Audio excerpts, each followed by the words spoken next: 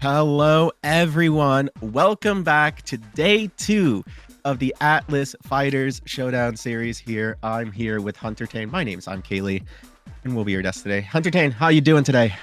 You know, it's a fantastic day for Overwatch. We could be outside, we could be at the movies, but we are here inside casting some Overwatch, and honestly, I think that might be the best possible solution right there. I agree. I love casting some good Overwatch, but you know what? I love casting these games even more. Atlas Fighters Showdown. So gonna be a great day today. Between two teams, we are gonna be following Slate Overwatch versus Strix today. Following Strix all the way today. Any players to look out for while you see here, Hunter Tane? Definitely players on both sides of the agenda here. If we want to take a look over at Strix first, the people we will be following for these 3 matches coming up, we actually have quite a few members that came from Path to Pro, specifically the Calling All Heroes Strix Bad Blood team that we saw actually just a couple of weeks ago competing. And it's a team that did pretty well overall, so there are definitely some expectations going into this weekend. But there is still some contention over on this side of Slate as well. We have a couple of well-known players, most specifically a couple of DPS duo that actually was on the Puerto Rican Overwatch World Cup team. So there's a lot of players right now that have a lot of experience playing at that higher level. So a lot of these teams knowing exactly the pressure they're going to be expecting going into these matches today.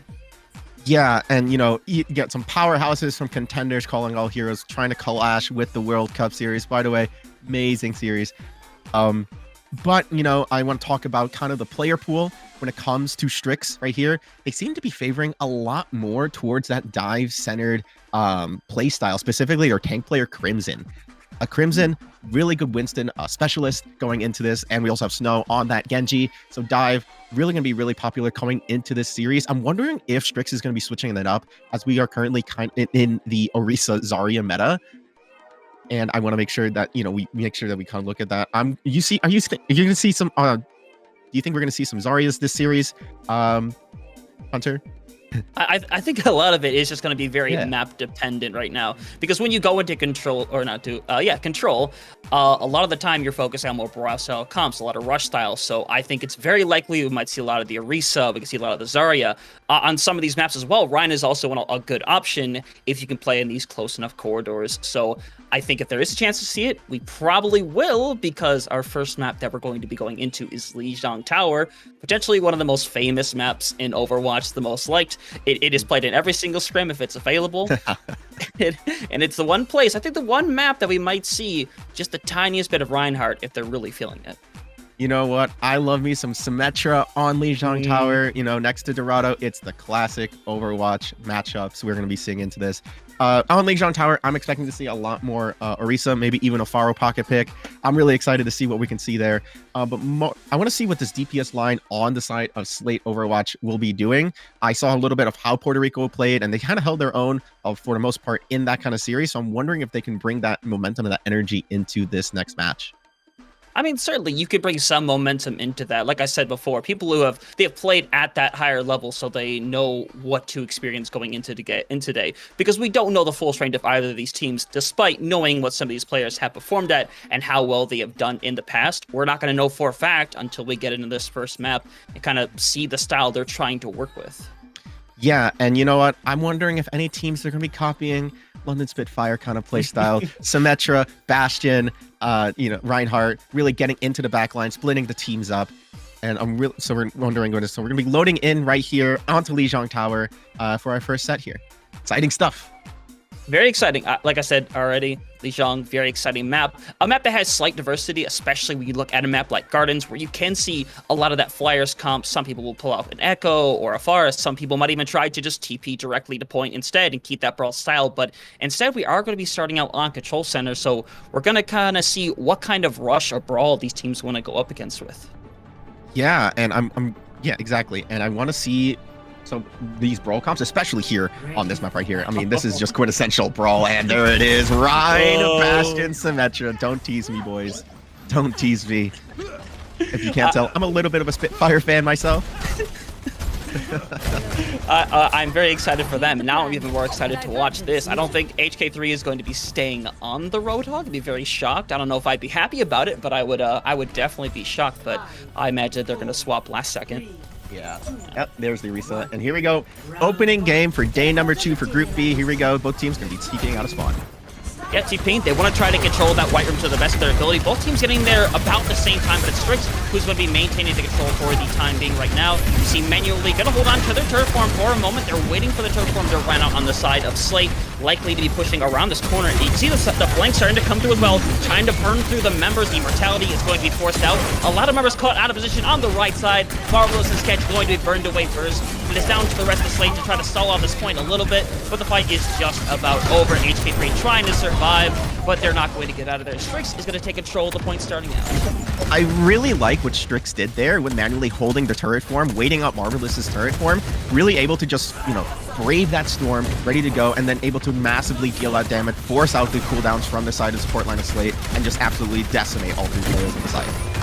Yep. Now you see Strix, they want to try to hold up as far as they can, but you're actually going to see the double TP. They're both going to go back to the point. Here's the window come up to start things out. You see Crimson, their shield's getting obliterated, but it might not matter. Marvelous is going to be taken down, so a lot of that damage output is going to be lost out as well. Crimson eventually going to be tracking down Sketch as well. But once again, it's just down to the members of Slate to try to get out of there, try to reset, as Strix ended up playing that pretty well, but there seems to be a little bit of pause action going on. People kind of still, we're just waiting for it to come through here.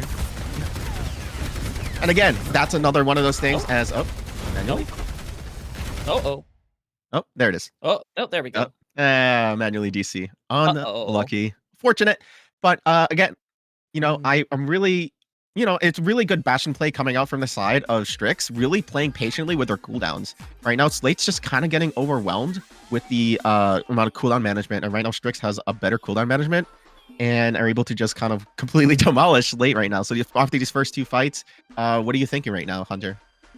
Honestly, you kind of brought it up. Strix is trying to make sure to take control of the pace. You saw how quickly they took control of that first room, and that's good to do. And Slate had 2 options. They could do what they did the first time, try to brute force their way back into the room, use their cooldowns to try to force them. But Strix instead, while those cooldowns got released, they just curved around to the other side, hidden from behind. The Immortality field went out. There was no turret form to be able to force more damage. And Strix, they held those cooldowns. They had that ready to go.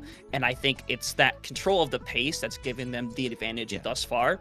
It's just kind of down to Slate if they need to pick up this pace, try something a little different, maybe save the TP for when you're a little bit closer, try something different, because Strix, if you keep trying to do the same thing over and over, they're going to shut it down every single time. Yeah, and it's with this comp specifically, right? This, Bastion turret, really force your way through with the Reinhardt shield and walk together as a team. Those cooldowns are really, really important in this. I mean, cooldown management, very important in Overwatch, but specifically for this composition, it is the team who uses their cooldowns the best that will be able to win these fights. Specifically the backline. It's interesting to see that they're running these Lucios, but they're not playing as aggressive, not really getting in there as much. When it comes to the side of Slate Overwatch, they have this Orisa, they can play as this wall and just play as this indomitable wall pushing forward, but instead they're kind of just playing all the way around. Yeah, and it did strike me for a moment how they were attempting to play it, but that's the thing, is that you should have somewhat of the advantage on, you should be able to have some sort of an advantage if you hold on. To hold on to hold on to your cooldowns. Go ahead. No, I was going to let you finish your point.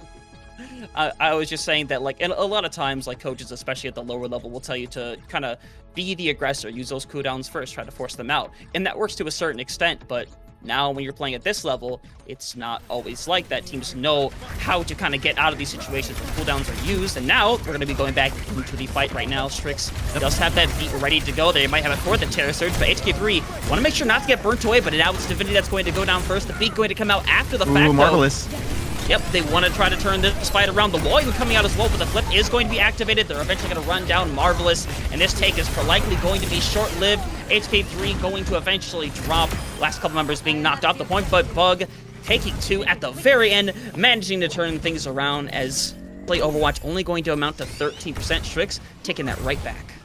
I like the idea that Slate was going for there, really splitting up the team's focus on Strix, but they kind of just disconjoined. Marvelous able to get that pick onto Divinity, but then Strix able to hunker down, really focus in and focus that Bastion before being able to back up, as the wall is going to be going up here as we go into the next fight. Yeah, multiple also start this out, and I think after losing a Verdings, I think you might want to try to get out of there, take the reset. You're going to see them try to push it, though, and they have the wall to be able to block all that damage coming through. It's just a question of if everybody's going to be able to get out of here, but Tailsman actually going to be the one to drop first. The Shatter going to come out. I don't know if it finds anybody, but Crimson is going to be knocked off the side instead. If you're Strix, I think you need to start backing out of here. You're going to have to wait for Crimson to get back before you can push again. Oh, not the boot. Oh. I'm apparently wrong. I'm apparently dead. Go for that window, and if it's, hey, you want to go for it? You want to try to win this fight, try to take this map right here? Go for it. Crimson is back. You can definitely make it happen right now. The V going to come through. We are to see the Terror Surge come through as well, manually, eventually going to be picked off with it right now. They're trying to find another pick. They need to come together and focus out target. Tailsman eventually managed to find one of their own, and Slate Overwatch is going to be able to win this fight. Crimson being taken out, so they will finally be able to solidify on the point, 60% and counting. And those support ultimates coming up very quickly between Sketch and the Verdings. Yeah, Slate's going to have their window here as well as their Bastion ult in order to be able to kind of make that space, but manually as well on the same side. So the way I'm looking at Strix to open this fight is to see that wall and TP and split the fight, as we see Mark manually going to be trying to opening the fight with this ult, and there's the TP I was looking at. Yeah, and that is going to force out the Immortality field as well, so Sketch not going to be able to stay up as the window came out directly before that, so it's just going to come to no use. Throwing down the range, Strix is going to take control here. A couple of late deaths as well. They should be able to all touch together, but Strix doesn't want to give them that opportunity here. Yeah, and I like what Strix did there, splitting the point with the ult with Symmetra, and then forcing the players on Slate to pick a side with the Bastion ult, and then they were able to just clean up with the split team with that TP, as they're looking to TP maybe get back on the point as Slate looks to touch. Yeah, they go for the Shatter. I don't believe they found anybody. The shield came up just in time. HK3 is going to drop regardless, and they just have to force the rotation to the point with the members that they have left, but no one is going to be able to make it back in time. A nice press by Strix to be able to take the first round here on Control Center. Strix showing their proficiency on this Symmetra Bastion composition. Going to take the first point here for them on this set, but now we're going to be going to Garden? We are at Garden. Yes, okay. I've always mixed up map names. Even though I've been doing this for a little bit, I still can't get them, but it's fine. Seems like teams, they're going to be holding on to this composition. Looks like it. It's not too heavily of a shocker. I think some teams are just very comfortable on the Brawl and want to make it work. Like you've mentioned before, the London Spitfire, they make this kind of strategy work on every single map. It doesn't matter. So I think both teams are just going to TP directly onto it and take a pretty fast Brawl. This is going to be a fun game to watch. Map number 2 coming out here. As they're looking to TP us. Oh, Strix are going to be TPing off onto bridge, and they're going to be trying to brawl, trying to break their range shield. Yep, and you're going to see the turret war come out from Marvelous. Again, got that out right away. The Immortality field's going to be forced out, and you're going to wait. You see that again manually. Used it after the fact, so it is going to force a lot of members out. That boop's going to come through, trying to pull them off the edge. Eventually, it is going to take HK3 off the edge. Strix coming through with the picks, going to be coming away with this first fight win, as they're going to be laying claim to the point to start things out once again. Yeah, Slate playing so aggressively, being the first one to use that turret form, and I like what they did, trying to kite away from manually, trying to get all that damage away in that Mega Room, but they just weren't able to, as the Rhine able to just charge in, eliminate HK from the map, and forcing Slate to just take some deaths and just go for a quick reset. Yep, and now you'll see how Slate Overwatch wants to be able to change this up. They could be going over to White Room instead, small room over on the left side. It looks like they're looking at that rotation for the moment, but instead it looks like they might be setting up a TP in its place. They'll be pushing up the TP, going to take them over into the Mega Room. A unique place to go into right now, as Strix does have the ability to kind of surround this room at any place they decide to go. The window going to come out. Strix is just going to be able to get out of that area. They're just going to rotate around, not give them the ability to use this as manually. You see the mortars come through, trying to force them out of position. Going to find some damage. Nobody picked quite yet, but it does force out the cooldowns. Tailsman going to be the first one to fall. The window going to come out on top of that as well. HK trying to force it onto the point, trying to make the fight go down there, but they just don't have the members to be able to stay alive or win this fight. Manually is going to fall, but it's not going to matter. Strix is going to be keeping this going with 50% and counting. And Slate going for a very unique rotation there into the Mega Room. Try to play off their ult with that window. But again, Strix have been playing these corners just masterfully, able to just wait out the damage from Slate. And Slate really need to change up their strategy. Try to play a little bit more proactive with their turret form. Make sure they're using it a lot more smart. As we see here, they're going to be trying to go through White Room, as actually going to be half HP. Slate's got to be able to watch out. That Shatter is online, ready to go. They're actually going to force out the Terror Surge right then and there. They decide not to go for the combo. The beat is going to come online. Bull support ultimates, as a matter of fact. It is going to blow the rest of Slate Overwatch away, as they're going to have one fight remaining. But the important part is they're going to have not only Nostalgia with the beat, but Sketch might be able to get that window in time too. Nostalgia? Oh no. Oh no, Nostalgia, what are you doing? One Nostalgia, please. Too young. Nostalgia maybe going to get point, as they're going to be able to TP on point as well. Oh, and that fight is as over as it could be right there. The beat's going to come through from Nostalgia, but all it's going to do is keep them alive for the next couple of seconds. Slate Overwatch tried the rotation. It does not work out, and Strix is going to win Lijiang 2-1, and especially on the second map there, in pretty dominant fashion. Yeah, it seems Strix has a really good grasp on this composition over Slate Overwatch. Just the way they're using their cooldowns, the way they're positioning themselves have just been a little bit better than Slate. But Slate being able to show signs of light, being able to get those flips, and being able to show that, yes, we can also do those things that you can do. But Strix just doing it better. Yeah, they're doing it better. We talked about before about how fast you can take these fights. And in some comps, it is better to take that fight aggressively. We see that a lot in dive comps sometimes, and poke comps as well. Brawl, though, is slightly different, especially when you have something like a Bastion, which does more damage than potentially anybody else in the game with that turret form. So it's one of the most valuable cooldowns you can have. And if you use it first and you find no value out of it, you're just going to find yourself in a really tough situation.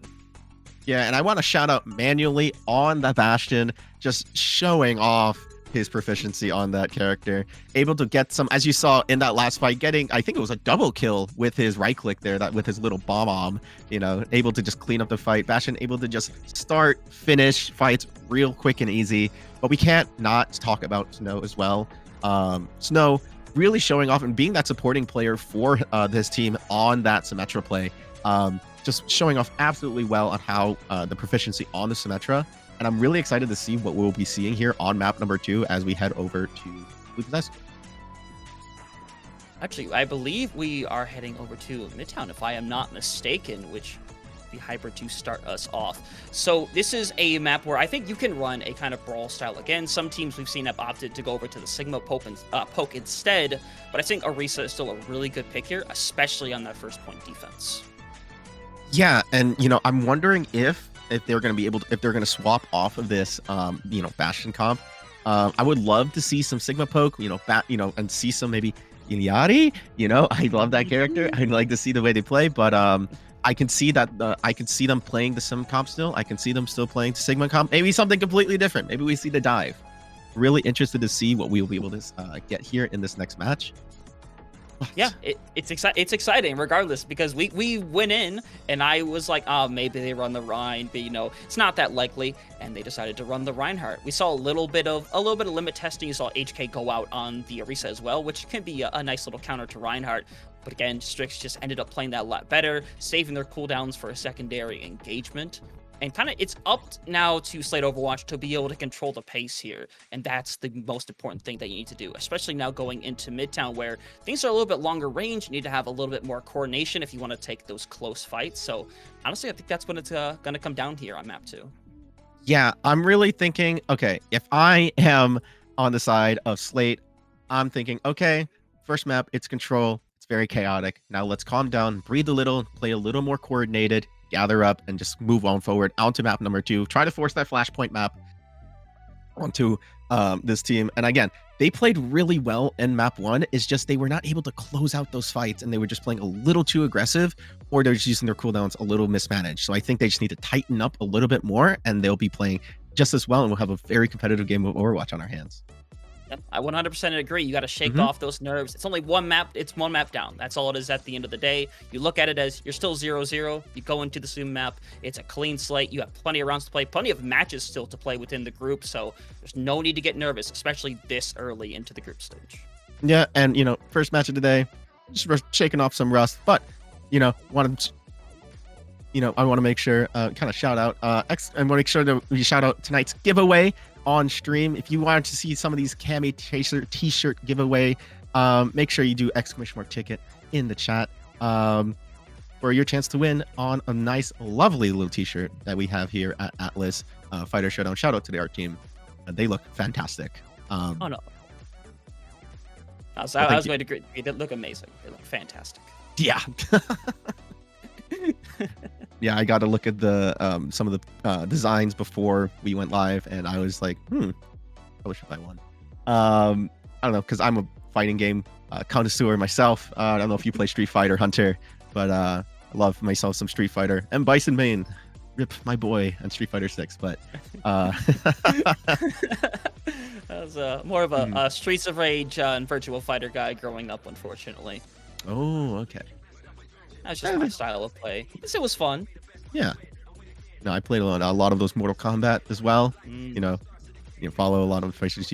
Anyway, as we're waiting to get into Midtown here on the second game, make sure you guys are excuse me. Hope you guys are enjoying the stream. Make sure you hit follow here and show all the love to Atlas Fighters Showdown. Thank you so much, Atlas Fighter Showdown, for having us here today as well. But I do want to mention one last thing, and that was the support line for the side of Strix. Strix, Divinity, and Avertings just being the absolute dynamic duo that they were, able to hold down their team. And, Divinity showing off, popping off on that Baptiste, just keeping his team down low, getting the window really fast, as we are going to be heading into Midtown. Yeah, Midtown, I think a map where we could see that Baptiste again, and as you said before, Divinity ended up getting that very quickly. Almost every single fight ended up having that window ready to go. Some fights, they didn't even need the window either, so it's like they have the ability to control how much they wanted to use that, which is honestly a very valuable skill to have within this game. It's nice to be good in the mid-fight, but being able to use your ults correctly, that's especially important, especially with an ult that could change a fight so significantly as that window. Yeah, and I just love seeing some good support play. I'm a support main. I have a special place in my heart for them. But just Divinity able to get, like you said, that wall really fast, but also Avertings holding down the fort for his team, able to rotate his team as fast as possible in conjunction with Snow, in conjunction with that Symmetra. And I think those two players able to rotate their team as fast as possible has what made Strix so dominant in the first map.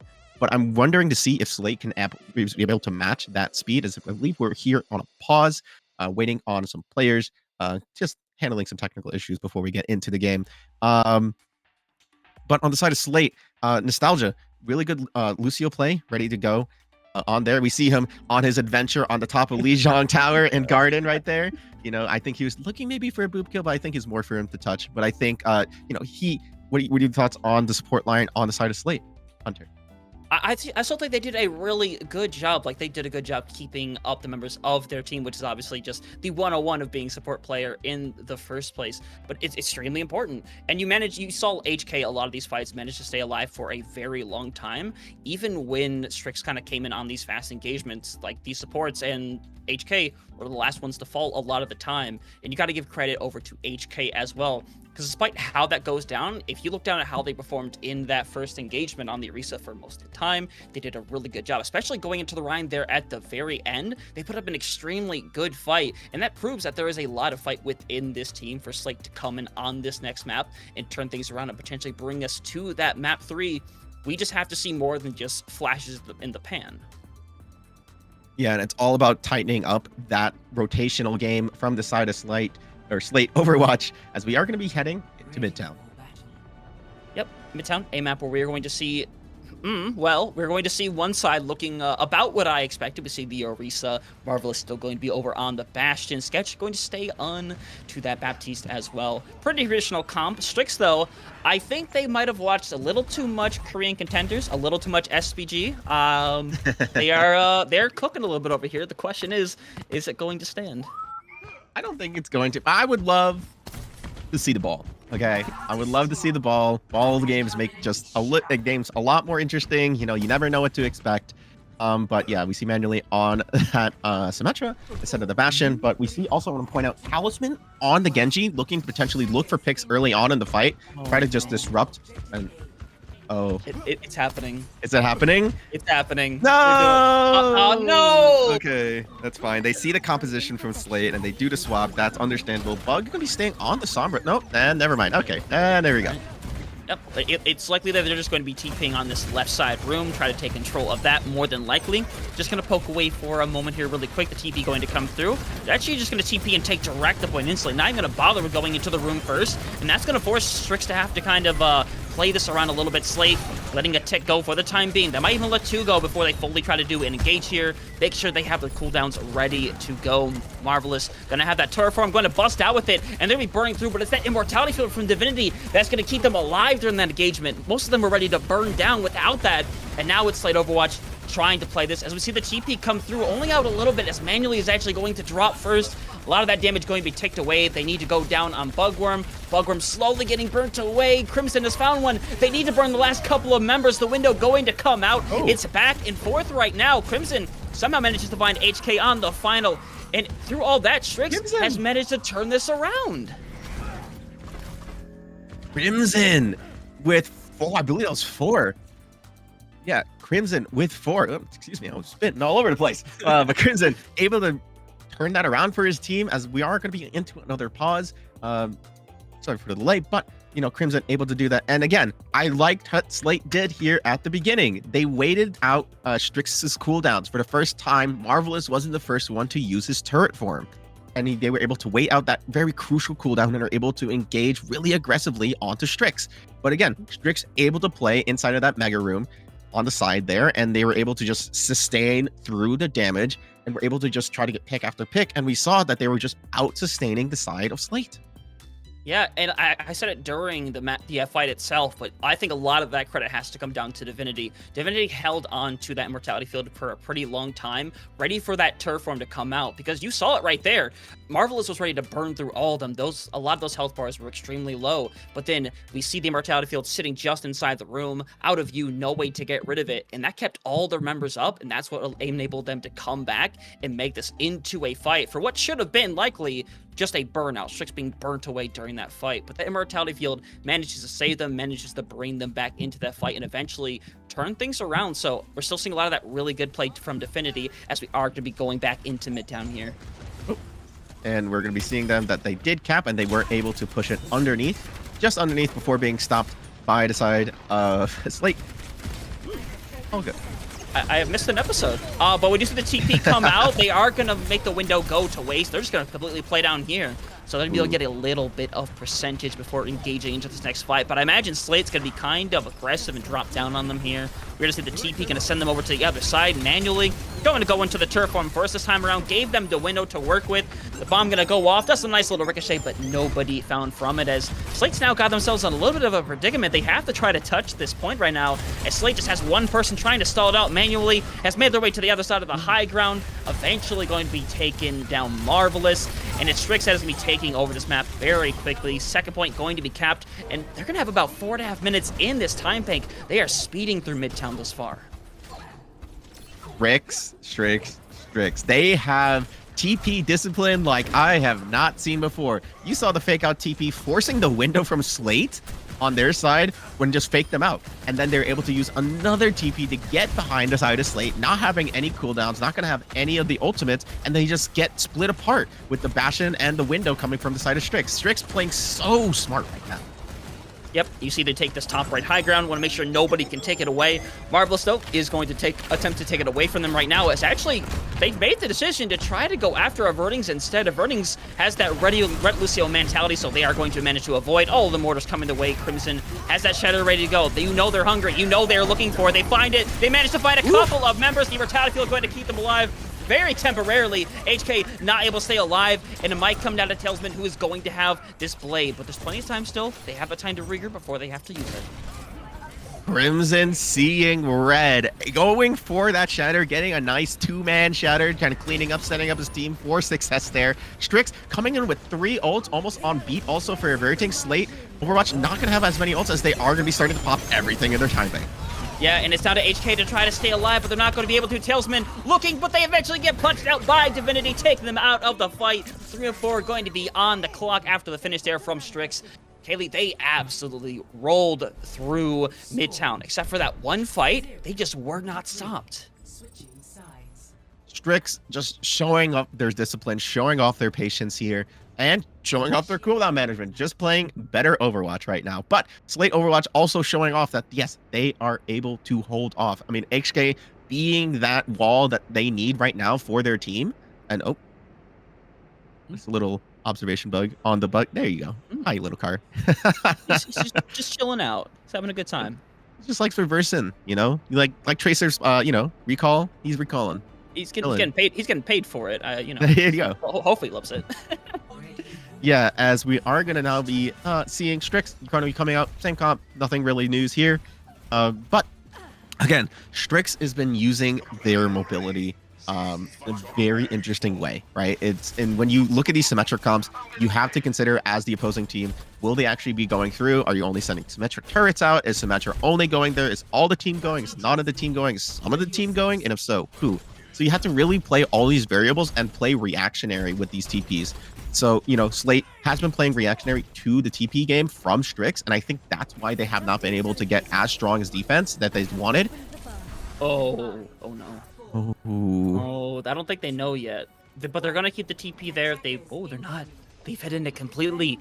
I was going to compliment Slate for having Sketch over at the Zenyatta. They could do some certain target focus, but now they know where everybody is, and they're just going to drop in right in on them. Going to force out the Immortality Field. Crimson gets extremely low. The Immortality Field is going to keep them up on their side. Strix is going to burn them away. Bugworm is going to eventually drop, but the fight is kind of just turning around now. Tailsman has found Crimson, and even though Strix has managed to find a lot of members, Slate more than have that advantage to spawn back quicker. Strix really just playing the game of their own right there, having a little bit of fun, holding spawn. Let's touch the spawn doors, fellas. But Slate Overwatch using that advantage, they were able to find a pick or two, and they were able to just, and we see the Zarya swap as well. But yeah, they were able to just, get the picks, be able to get the momentum back and reset. Yep, but Manual Link is going to be the one to drop first. Marvelous finding the better in that exchange right now. Crimson gets low, eventually gets finished off. Tailsman susceptible to that final blow right there. Bugworm eventually going to drop as well. As it looks like right now, as long as there isn't some miracle on our hands, Slate Overwatch should be able to take this first point here in pretty good time as well. Yeah, there's 2 picks already on the board as, they're keeping Strix all the way in the back. So I do not believe that Strix is going to be touching.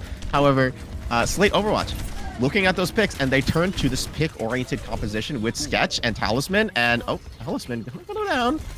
And they're going to keep HK alive. No worries there. But again, Sketch, Discord Orb is going to be really, really important, being able to get as many picks as possible. Because with Talisman on this Genji, they need to be able to get these picks. He has not gotten as much value as he can, as we do see the swap coming out from Bugworm.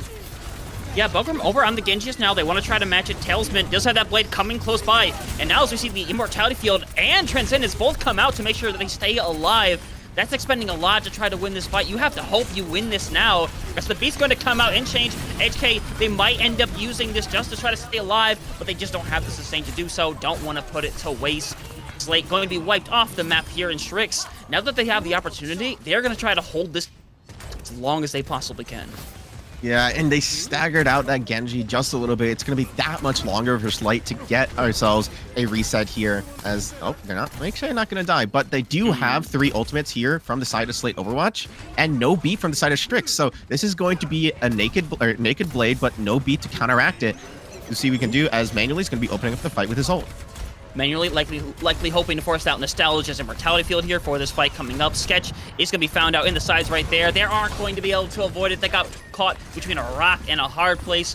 So no Zenyatta, no Discord for them. And it already looks like they want to back off of this fight. It looks like, I think the Zenyatta is going to be very integral for these fights. And they need to just wait until Sketch gets back to engage once more. As the grab's going to come out, and it catches 3 of the members. Marvelous not going to be able to escape. That grab wiping them off the map as Strix is just going to keep with his close holds, and it's working phenomenally so far. Beautiful grab coming out from Crimson, playing out of his mind. But yes, Strix holding up this as close as possible, forcing Slate to use cooldowns early, as we see a blade come out from Bug. Bug has found one. They're looking for the second. Tailsman, though, is bringing it right back as well. It is the battle of the Genji blades. It's a back-and-forth affair right now. HK managing to find that final blow onto Crimson. Sketch now winning the 1v1 of the supports over there. And it's just a couple members on both sides right now, but it's a Verdings that is in a bad way right now. People coming back. Marvelous finding that pick. And that card has been pushing for a little bit now, so it's going to start going under the bridge as we speak. Yeah, and as much as Slate has got the fight win, the cart, man, they have not gotten as much progress as they needed on the cart. And now they have the opportunity to go under. Gonna be opening up here with Marvelous's ult and the window. Gonna be trying to see if they can get a pick. Will this land? No, but it's gonna be forcing out the immortality field.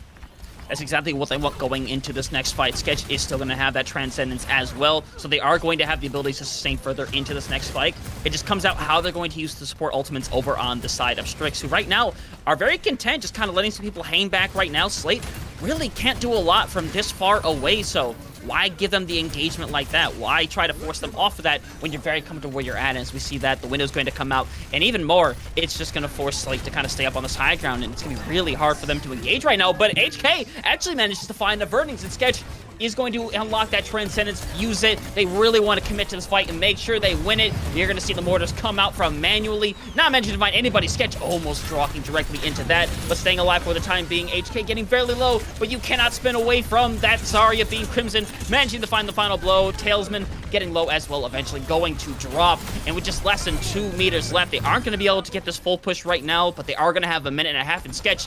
I think you just need to try to die quickly, my friend. And, this is a very hard point now for Slate to take. And this is kind of one of the best positions Strix could have asked for a defense right now. Yeah, there's a lip there, buddy. Strix have cooldowns now. They have ready to go. Crimson with that grab and Bugworm almost to their blade, and Birdings with the beat, able to counter anything that Slate Overwatch is going to be trying to do as they do try to take this high ground. But again, Zarya able to just burn down this Orisa here as Slate really losing their grab. Oh, it's eaten! Oh, it got in! Barely in time. I thought HK missed that for a moment. They end up getting it. And now HK is going to be able to go in for free with this ult. If they want to go for it, they're going to try to pull them back in. They catch a couple of members. The bubble is going to come out, though, and it's going to keep Manuel alive. The beat going to double down on that one. Both support ults going to be expended. Nostalgia going to use their window as well, as both teams are at a stalemate for the time being. It's really down to Talesman now, who's going to have that blade to try to bring new, but Bugworm is going to be the first to commit and is going to be the first to die as well. Crimson following directly afterwards. So this can still be won by Slate Overwatch, with just 2 members remaining. They just have to stay alive for the time being. Have to get rid of Divinity first, though. They're doing a good job managing to keep up the members, but the cap is already in. Slate Overwatch with less than 2 minutes on that clock, and right now, they're just hoping to finish this map with some time, but Strix, I know they don't want to let them do that. Slate Overwatch clawing back in that last fight there. Talisman able to finally find those picks, those opening picks that the team really needed in order to get this momentum. And if Talisman keeps playing like this, I can see Slate Overwatch getting a nice cap here. But as you see, excuse me, Strix gonna be trying to hold in this corner here against Slate Overwatch. HK trying to be that wall again for his team. Yep, Slate need to keep this car moving for as fast as they can, for as much as they can. We are going to see the mortars come out as well. Going to force a couple of abilities out of them. It's going to be back and forth now. The Stouts are going to be dropping on their side. The healing is going to drop over on the side of Strix now, with Divinity dropping. Slate Overwatch winning this fight, but you are going to see the important ults right there. Both support ults came out from Slate Overwatch, and now they're not going to have these go into this next fight. Meanwhile, Divinity is going to be coming up very quick to their next window. Yeah, grab window is going to be available here into this next fight. Slate Overwatch, again, Talisman is just able to find that space and get those opening picks that they need. And you've seen what that happens. And now Strix kind of playing a little bit on the back foot here, as they aren't going to be trying to play for this grab. Talisman! Talisman manages to find a Verdings right now. Bugworm getting extremely low. And right now it's just Crimson trying to play for their ult right now. The window is going to come out. We are going to see people getting forced off the point, but manually has found 2 of their own. They need to get down Crimson if they want to have any way of pulling this back. And it's down to Talisman to try to bring this back from the brink of nothingness, but they are not going to be able to. And with 10 seconds and counting, the only one anywhere close is Sketch. I don't think anybody is going to have the ability to touch this point once again. It's a great display for Slate, but in the last hour, they're not going to be able to touch, as they're going to grab their own teammate, and they are going to take that series 2-0.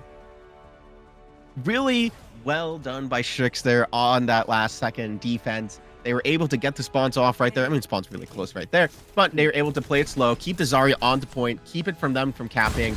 And even though Talisman got an opening of 2 picks, they were able to just counteract, play calm, slow down, recognize what they have, and play for their ultimates, and ultimately get the picks they needed, and ultimately finish out the map, getting it at 2-0 against Slate. Yeah, and as you said, it's a lot more of an impressive performance as well. This, if you were someone watching this team right now, Slate Overwatch, you have found a lot more faith within this team after witnessing that second map. Your defense might not have looked all that good just because of the momentum that Strix ended up having. But Slate Overwatch, the way they managed to turn that around with how quickly they managed to take first, eventually turned second around, and how fast they got into that final fight there on that final point over on Midtown, how close they were to winning that fight. They had 3 picks during that fight. It's just the ultimate economy was way different on the side of Strix, and they were able to come in and just turn that around. Yeah, and excuse me, I'm getting over a cold. But again, well done to Strix, able to play their strategic way. The way they're building this sim comp has just been an extraordinary, impressive. I'm in love with this composition. It is just so fun being able to reposition, and player who is able to do positioning better team will always win in that case. But well done also by the side of excuse me, Slate Overwatch. They played really well into this, and we saw signs of life at the end of Midtown there with their Genji player on Talisman, and they just really needed to find a way to close that map, but unfortunately Slate was not able to do that. But GG's to our team on the side of Slate Overwatch as we see Strix coming up onto the next map. Yeah, they win that first one. They go 1-0. They're going to be going up against another match here against Malika, who we still have to see much from right now. But like you said, a lot of credit to Slate Overwatch, what they managed to commit there. And you got to have some faith going into these next maps. But we're going to be focusing on Strix and Malika first. We have to take a break before we get into this. So make sure you stick around and be ready for our next match. Atlas Fighters Standoff. Choose your fighter. Cammy Tracer.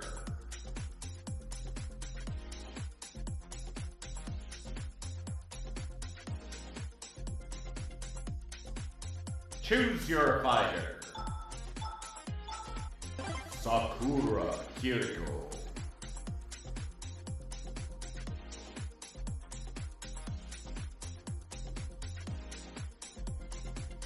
Choose your fighter. Bison Sigma.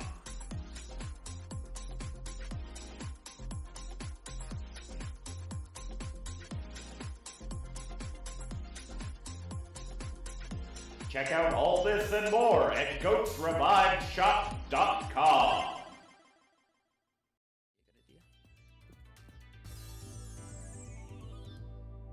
We pull up the next teams.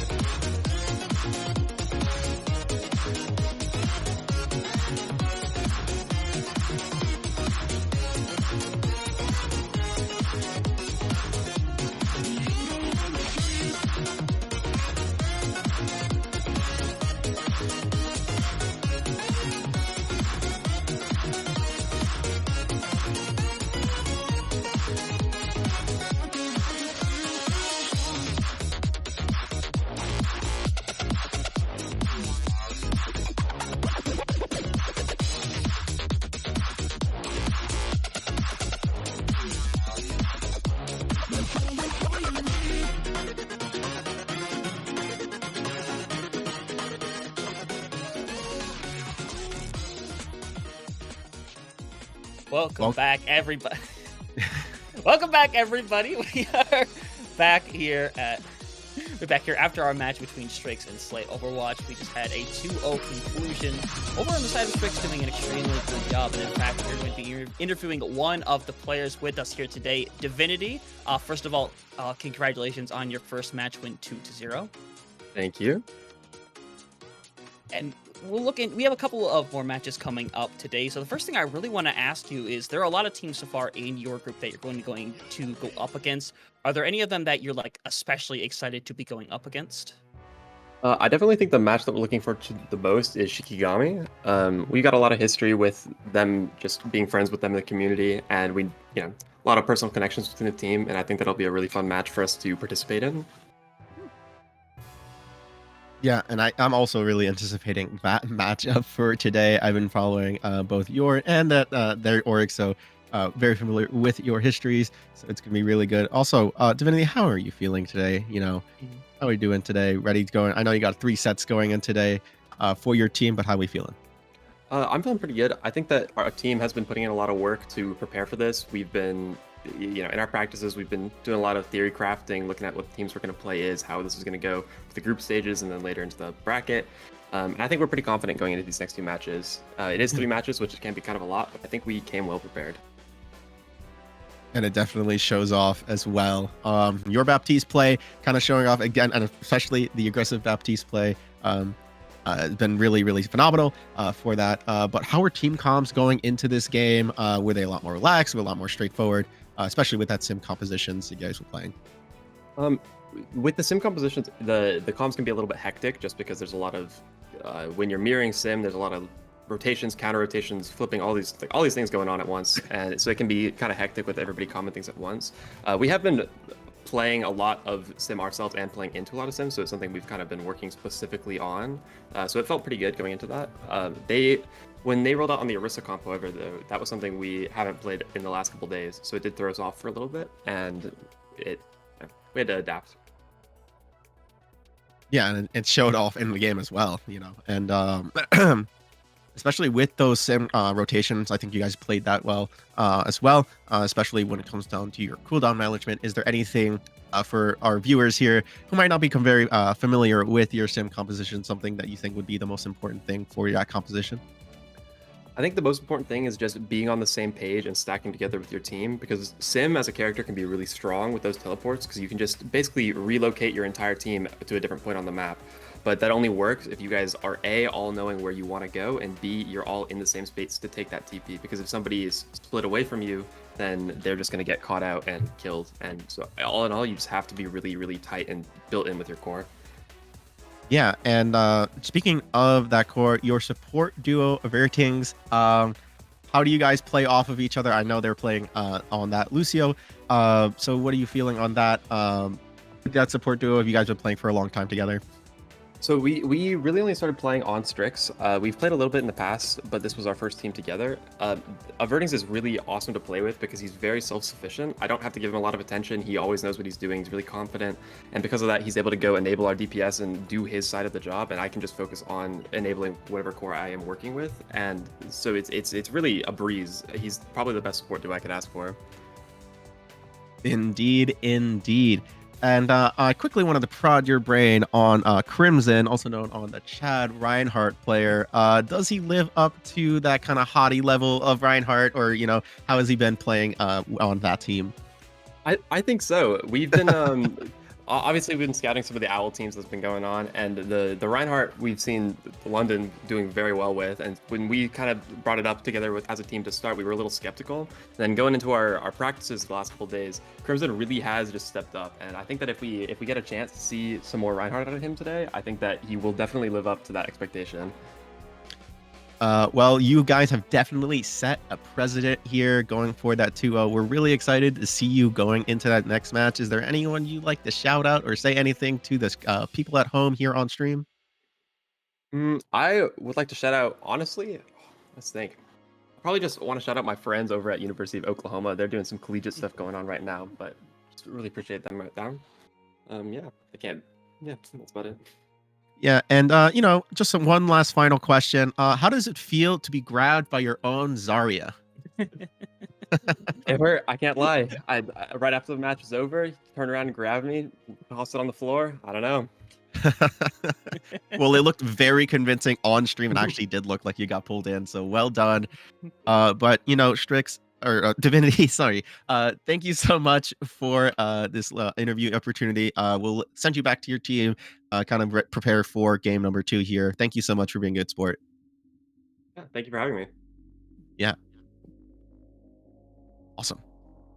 Very awesome. Very in depth right now, because I don't talk to a lot of support players in my day, but hearing a lot of that insight from a support player, especially one that has as much knowledge on the game as they do, it's really nice to see. Yeah, and they seem like a very genuine person as well. Very passionate about their about their role and about their esports, and we love passion in the Overwatch community. Gotta love it right now. Have to absolutely love it. Yeah, and all of our community members when it comes to here running Atlas Fighters, all of our TA or POs, we have all of our observers, all of our production staff, my fellow caster here, and everyone else in between. But also we want to look at also those artists. And speaking of artists, we are starting our giveaway for the Cami T-shirt, Tracer T-shirt here from Atlas Fighters Showdown. It looks so phenomenal. We'll be giving away one for free in chat. If you're in chat right now, !ticket, TICKT, you'll be thrown in automatically to a chance to win this fantastic Cami Tracer T-shirt here from Atlas Fighter Showdown. So don't be afraid to use !ticket and get your ticket in to win this amazing T-shirt. Yep. Easiest way to enter a giveaway. All you have to do, type 6 letters, put in that exclamation point, and just like that, you are entered. So why delay? Why wait? Go for it right now. Maybe you can get yourself a T-shirt. Maybe you won't, but that's the fun of it. So make sure you go type that in the chat as soon as you can. Yeah. And, I'm in an interviewing mood, so I think I'm going to pick your brain here, Hunter. Oh, no. So, Hunter, how are you feeling today? I'm feeling pretty good overall. I had a really good morning, had a really good afternoon. Sounds very boring, but it was good overall. And then I had the opportunity to come in and cast this with you. So, I'd say I'm feeling really good today. Really. Yeah. And it's good to have a good day. Myself, I was house sitting this morning for a relative of mine and, able to walk their dog, everything good. And came back, felt great, and had a fantastic lunch. All right, nice, nice some pasta and some cheese and garlic. Bon apple tea, I'm telling you, great. I'm just questioning why you didn't bring any to come share with us. That's what I'm. It was, I don't know. I think I'm very inconsiderate. Sorry. No, I will forgive you this time, but this time only. Okay, fair enough. But yeah, so we are going to be throwing it to a break here right now, but we will be coming back for the second match of the day for Group B, so stick around.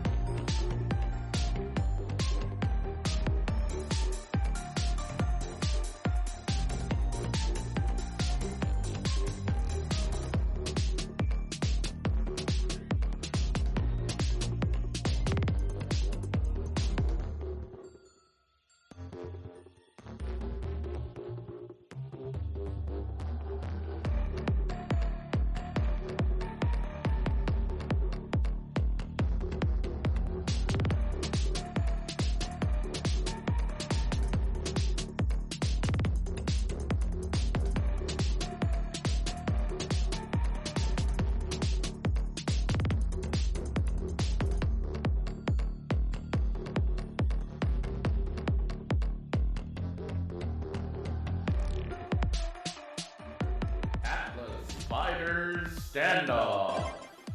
Choose your fighter. Cammy Tracer.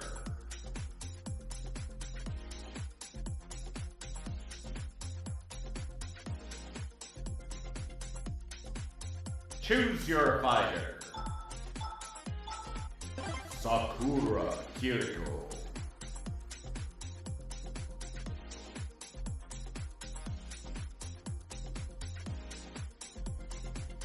Choose your fighter. Bison Sigma.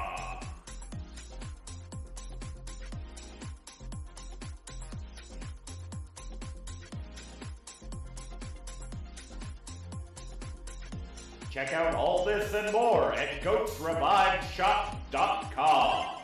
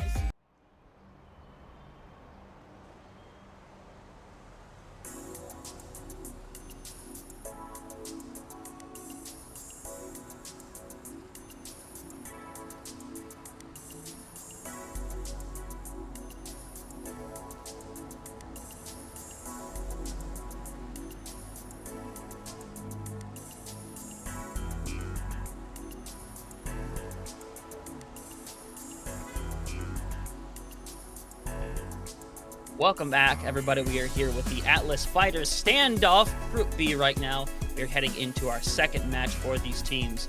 And we have two teams coming up between Strix and Malika.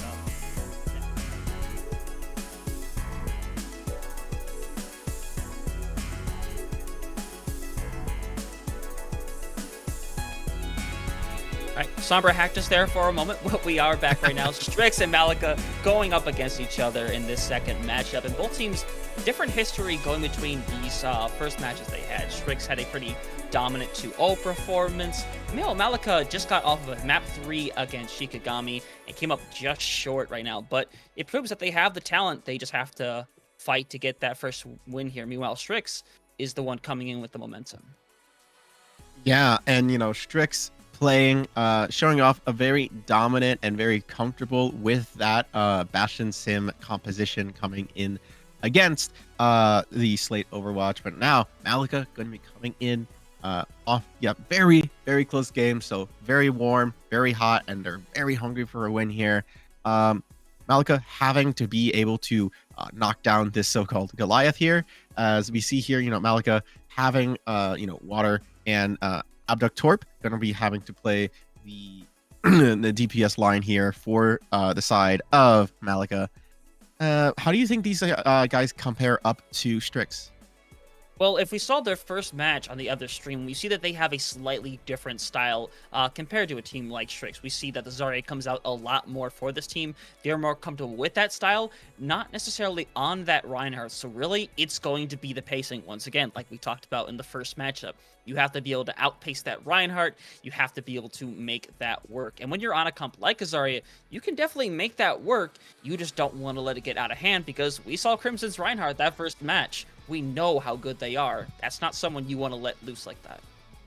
Yeah, and when it comes to the Reinhardt v Zarya, what really matters there is the Zarya bubble cooldown, right? Reinhardt, if any dangers comes over here, it's going to be put up that shield, make sure you can defend your team and just mitigate that much damage before you can get behind cover. Versus Zarya, it's more like, oh, Genji's diving in, gonna be saving him. So I'm really interested to see if the Zarya does come out here for the first map here, which is going to be Oasis. Coming in to the first map here, Malika versus Strix. As we saw, Strix coming off a hot streak, so really interested to see how they'll be able to play and if they'll be able to keep their momentum going into the next match. Yeah, and Oasis has a weird style to it, because a lot of these maps you can run a lot of different comps. We have something like Gardens that may favor a little bit more of that dive style, same with something like City Center, but you look at University, a very inside map where it's very brawl focused, and I think that's going to be the strongest map for Strix, to where that Reinhardt comp is going to be the most comfortable thing that they can run. So it might be a little bit of luck of the draw whether they get it first, whether they might not get to it at all. It's really going to come down to, can they get the momentum from going to University first, or maybe they have to potentially shake things up a little bit, or maybe pull the London-esque move and try to force it on these other maps as well. Something I'm going to be looking forward to is who can get to the high ground first, who can control that space first. As we saw in the last series, Strix was able to get to that space very first and able to control it really, really well. So I'm really going to be looking at who's the team who's going to get to that crucial area first. Whether it's on University, on the high ground right there, or it's going to be on City Center on top of the jump pad. I'm really interested to see which team can get there first and whether or not they're able to hold that space, because that's what's going to be deciding this very first fight, especially when in control. First fights matter a whole lot, and we saw they're very comfortable on that Symmetra as well. So I think you have to give Strix that slight advantage. They're very, very comfortable with it. You'll be able to get to point a lot quicker, and I'm not sure if Malika is going to repeat that same style with the Symmetra, especially if they are more comfortable on these other rush style comps, like a Zarya, like a Junker Queen, like we saw over there on Flashpoint. That's the kind of comfortability that they're working with. So I think their style might have to be a little bit different compared to Strix, who is going to take that high ground first 90% of the time. So they just have to find a way to outpace that. And, quickly before we load in, as Divinity said, that Orisa comp last game really kind of shook them a little bit and for adaptability here. So I'm wondering if they're going to be able to adapt to the Zarya pick coming out from Malika, as we are going to be hopping into Oasis for our first map here for the second match for Group B here in the Atlas Fighters Standoff. Exactly. You talked about it before. That Zarya bubble usage is going to be extremely important, especially if you do have something like a Genji or a Reaper on your side. That does tend to be the two DPS you tend to throw with that kind of comp, as we're going to see Rack actually going to be starting out on the Orisa here. Kind of necessary, honestly, with how close covered this map is. This is the kind of tank you need to run. Zarya is not going to be that effective, especially if you have to force in a Genji or a Reaper alongside with it, when, in all reality, having that Bastion is your best source of damage. Yeah, and I want to point out on Strix, they did sub in a piece over Bug, so I'm really interested to see what they're going to be doing here for this next match. So as we do see everyone go onto the sim comp, and this is just going to be a difference of the tanks as we see them charging out here, trying to get into the room first. Yep, exactly. You're going to see Malika looking at that right side. Meanwhile, Strix opting to take the high ground instead. It is going to be good for them to take it first.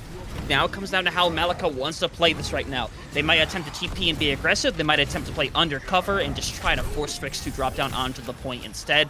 But right now, they're kind of just sticking in the spot for the time being. Not much of a fight happening right now, but when that point opens up here in a couple of seconds, we're going to see them setting up. In fact, it's going to be Strix that's going to take the TP and be aggressive with it. Valkyrie getting very low. Crimson going to find that first pick onto water. Already Malika going to be in some weird positions. They're going to get kind of aggressive here, waiting for that turf form to come back online.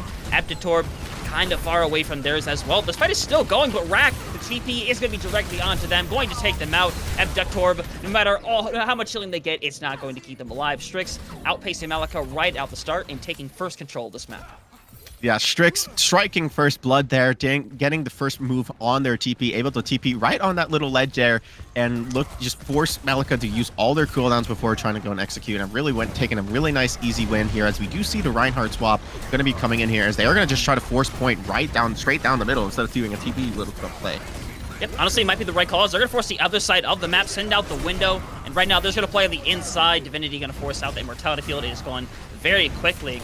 Both teams just trying to play with their window a little bit. Not going to catch anybody on anything, so it might be down to manually to do something. And we're going to see the TP come through, and not everybody's going to go through. And in fact, Romeo is going to be caught out first. Rat gets the pin onto Crimzo, though. Now Malika is going to have the Reinhardt. Strix going to be down it, as they are going to lose control of the point temporarily. But still, Strix is in a position where if they want to use this window, if they want to use mortars, maybe even beat, they can bring themselves back into this fight. And finding Abductorb is the first step to doing so. People falling one after another. Rack getting blown to pieces, manually picking up the 2K there on the end, as they're going to only give Malika 15%, and Strix is back in control. Strix showing off their patience and waiting patiently for their opportunity to come back into this. As you saw, they kind of just played onto the wayside before they were able to just push in and got the picks they needed to be able to pick up into this. And now we see Strix coming in with 4 ultimates. Shatter as well going to be coming into this as they do TP, and Valkyrie's going to be going low. Yeah, they do have to give up on that for a moment. That Crimson Shadow is ready to go manually. Actually going to send in the mortars first. Rack to be trying to eating away some of the damage. That shield is going to get obliterated, so nothing is stopping Crimson now, except for this wall that's going to come through. And it's a back and forth wall. It is a crisscross at the moment. Crimson is now given the opportunity to smack away at the members of Malika. Managed to find Abductorb. They're going to throw in the window just for good measure. Water in the back, trying to beam away, but you're not getting rid of that shield. As right now it's going to be 80% and counting. Members taken out one by one. Malika just need to focus on getting this final touch on the point. And I quickly want to highlight just what Peace was doing in that fight right there. Just they set up the wall perfectly to be able to cut the team of Malika in half, and we're just beaming down the shield of Rack, and the rest of the team getting a full charge beam, just completely beaming down Malika, as we see Valkyrie going to be following here. Yeah, you saw the Shatter come through right now. Not able to find anything from Rack. Valkyrie eventually falling before that. The Shatter is not even needed from that exchange. Strix is going to take that 100-15. And Malika had little flashes of brilliance, especially when they flipped over the point. But it's really the pacing and the control of Strix right now that is letting them be so dominant so far on this Oasis. And if you're Malika right now, I think you just kind of take a breather. You did play well. You were doing the right things there. It's just you had to be able to just close and make it just that much tighter, just as Strix is doing. So again, Strix is the one executing first here, making everything just that much faster. But Malika, I think you're going to be in good spot. Maybe we see a May one out. It might be Malika realizing that they can't outpace them, so they want to be able to cut that pace down, especially with the May. You have something like the wall, you have the freeze to slow people down. It can definitely be a pace shifter, and I just wondered how they're going to play this when Strix is going to get this high ground first. Yeah, and I also want to mention, they don't have a Symmetra anymore. So now we have to see how are they going to be able to position well. It's all going to be on Romeo's shoulders here to get this team into position, ready first. And Strix, yet again, going to be getting the first pickoff here. And this fight is over before it even really starts. Rack got pinned. Water just got to drop off the edge. Romeo going to be giving their life over to Manually, who will get out that all charge as well. So Divinity Manually already at 40%, as Strix is going to be starting with this point once again. And in Overwatch, high ground is king. Strix just getting to the high ground there first, able to just dominate and just shoot down onto Malika. And now we see Romeo swapping onto the Ana. Maybe trying to see if they can get a sleep and just go for a pick here. I don't know if I really like this because now Malika really doesn't have a good way of rotation outside of this sim now. Yeah, it really comes down to what I said before. I don't know if they want to be able to try to outpace, but it is important that Romeo is going to have an anti-nade, and there is nothing stopping it from being negated. They have no Kiriko, they have no Ana to throw it back, and in fact, that's now 4 people forcing the immortality field out. Nobody going to drop though, as they're going to TP on the other side, force Manually out in the open. Eventually, they're going to slowly drop down, try to trick out the last couple members, and it's actually going to be Divinity going to throwing in their own window, trying to survive. Crimson being kept up by Divinity at the moment, the healing being very big for them right now, but that shield is going to be getting chipped away, and it's still a back and forth affair. Strix trying to buy their time for the moment. The TP is out, and in fact, the nade's going to come through, force away Crimson. The immortality field comes back out. It's forced away. They're slept. They're being kept up so well, but you can only keep them alive for so long. The nano being thrown on top of Rack, and they're going to be taking control of this fight, trying to finish off Peace. They will do so, and they'll eventually take claim to this point. Malika doing a really good job changing the pace of that, switching over to that that Ana, ended up really paying off for them. 4-man anti into just forcing cooldowns from Strix. This Ana, hush my mouth, man. I guess it really is going to be working out for the side of Malika. But Strix, now they're able to just be prepared for this, as they are going to be looking for this wall. They have 4 ults, pardon me, going into this next fight. I guess they're going to take this middle ground here, and the ults come out. It's really smart for them to take this middle ground right now, as Avertings is somehow going to find Valkyrie. Unsure how they managed to find them with that exchange. It's actually Manually who's going to unfortunately find Romeo in the corner. There was no escaping from that. They find Water as well. It's a 2K from them. They're looking for that third. They're trying to find it. Avertings going to be dropped by Abductor, but it's not going to matter. Avertings will be able to get back quickly, and Strix is going to have 60% in counting, and we're potentially already coming up on that final fight. And something that we haven't talked about is Strix's adaptability. Yes, you can catch him off with these wonky swaps here on the side of Malika, but Strix, you saw right there, able to just immediately dive and use that ult onto the Ana, having no movement abilities, and just completely clean him out. And also, getting that pick at the beginning, they're just so adaptive to these comps that they are able to make their composition work and just adapt really fast. But the anti-nade going to be coming out. The anti-nade came out, but you also saw Rack speared away the Shatter. Crimson lost that, and Crimson lost that in the process of that fight. And now it's going to be Strix slowly losing members. The nice spear coming through on Peace, taking them out of this world, as Malika is going to be able to cap with a 98% over on Strix. And Strix used all of their remaining ultimates they had during that fight, so Malika are going to have quite an advantage coming up on these next couple of fights. Malika popping off here, Rack showing off why he is the Horse King. As we are going to be seeing Strix here, not having any ults, so see if they can take a fight and take a fight win here with no ultimate economy going here, as they're going to be trying to make a rotation off wide, trying to go here by this highway. See what they can do here. It is going to force people to start dropping down from the high ground of Malika right now. Crimson is trying to go away for the moment. As we see the pin coming into the back, they are going to TP behind, going to force a lot of people to move off to the side. Manually going to be the first to drop. The immortality field fell directly afterwards. So now Malika in a really good position to potentially win this fight. They just have to get rid of Avertings, and Avertings is gone from this fight. Divinity up top right now. They're holding really good here, as Abductor does not want to let any of them live. They're going to force their way up their piece. Going to be found Divinity trying to keep themselves up. Crimson as well. This is the 2-man dream team that is trying to keep the dream still alive to finish this out 2-0. But right now, they need to worry about being able to force the overtime on this point. Trying to find picks manually is going to have their all ready to go right now. Malika, though, Romeo having that nade, having that nano, trying to find the follow-up, and Strix is fully falling back into favor. It's falling apart at the final hour for Malika, who had the ults ready to go, just couldn't get them up in time, and Strix winning that fight, and they're going to be winning this map here 2-0 on Oasis. Wow, Strix bring it back there at the very end. using, you're just able to find that early pick. And we saw a Vertic. He was able to just go onto the backline, force not only the immortality field, but able to get the pick onto the Baptiste, completely shutting down massive healings for the side of Malika, and just was able from there, the team were just able to just clean up and get the picks as they needed to. And then they were able to fill up the point. Very well done for Strix.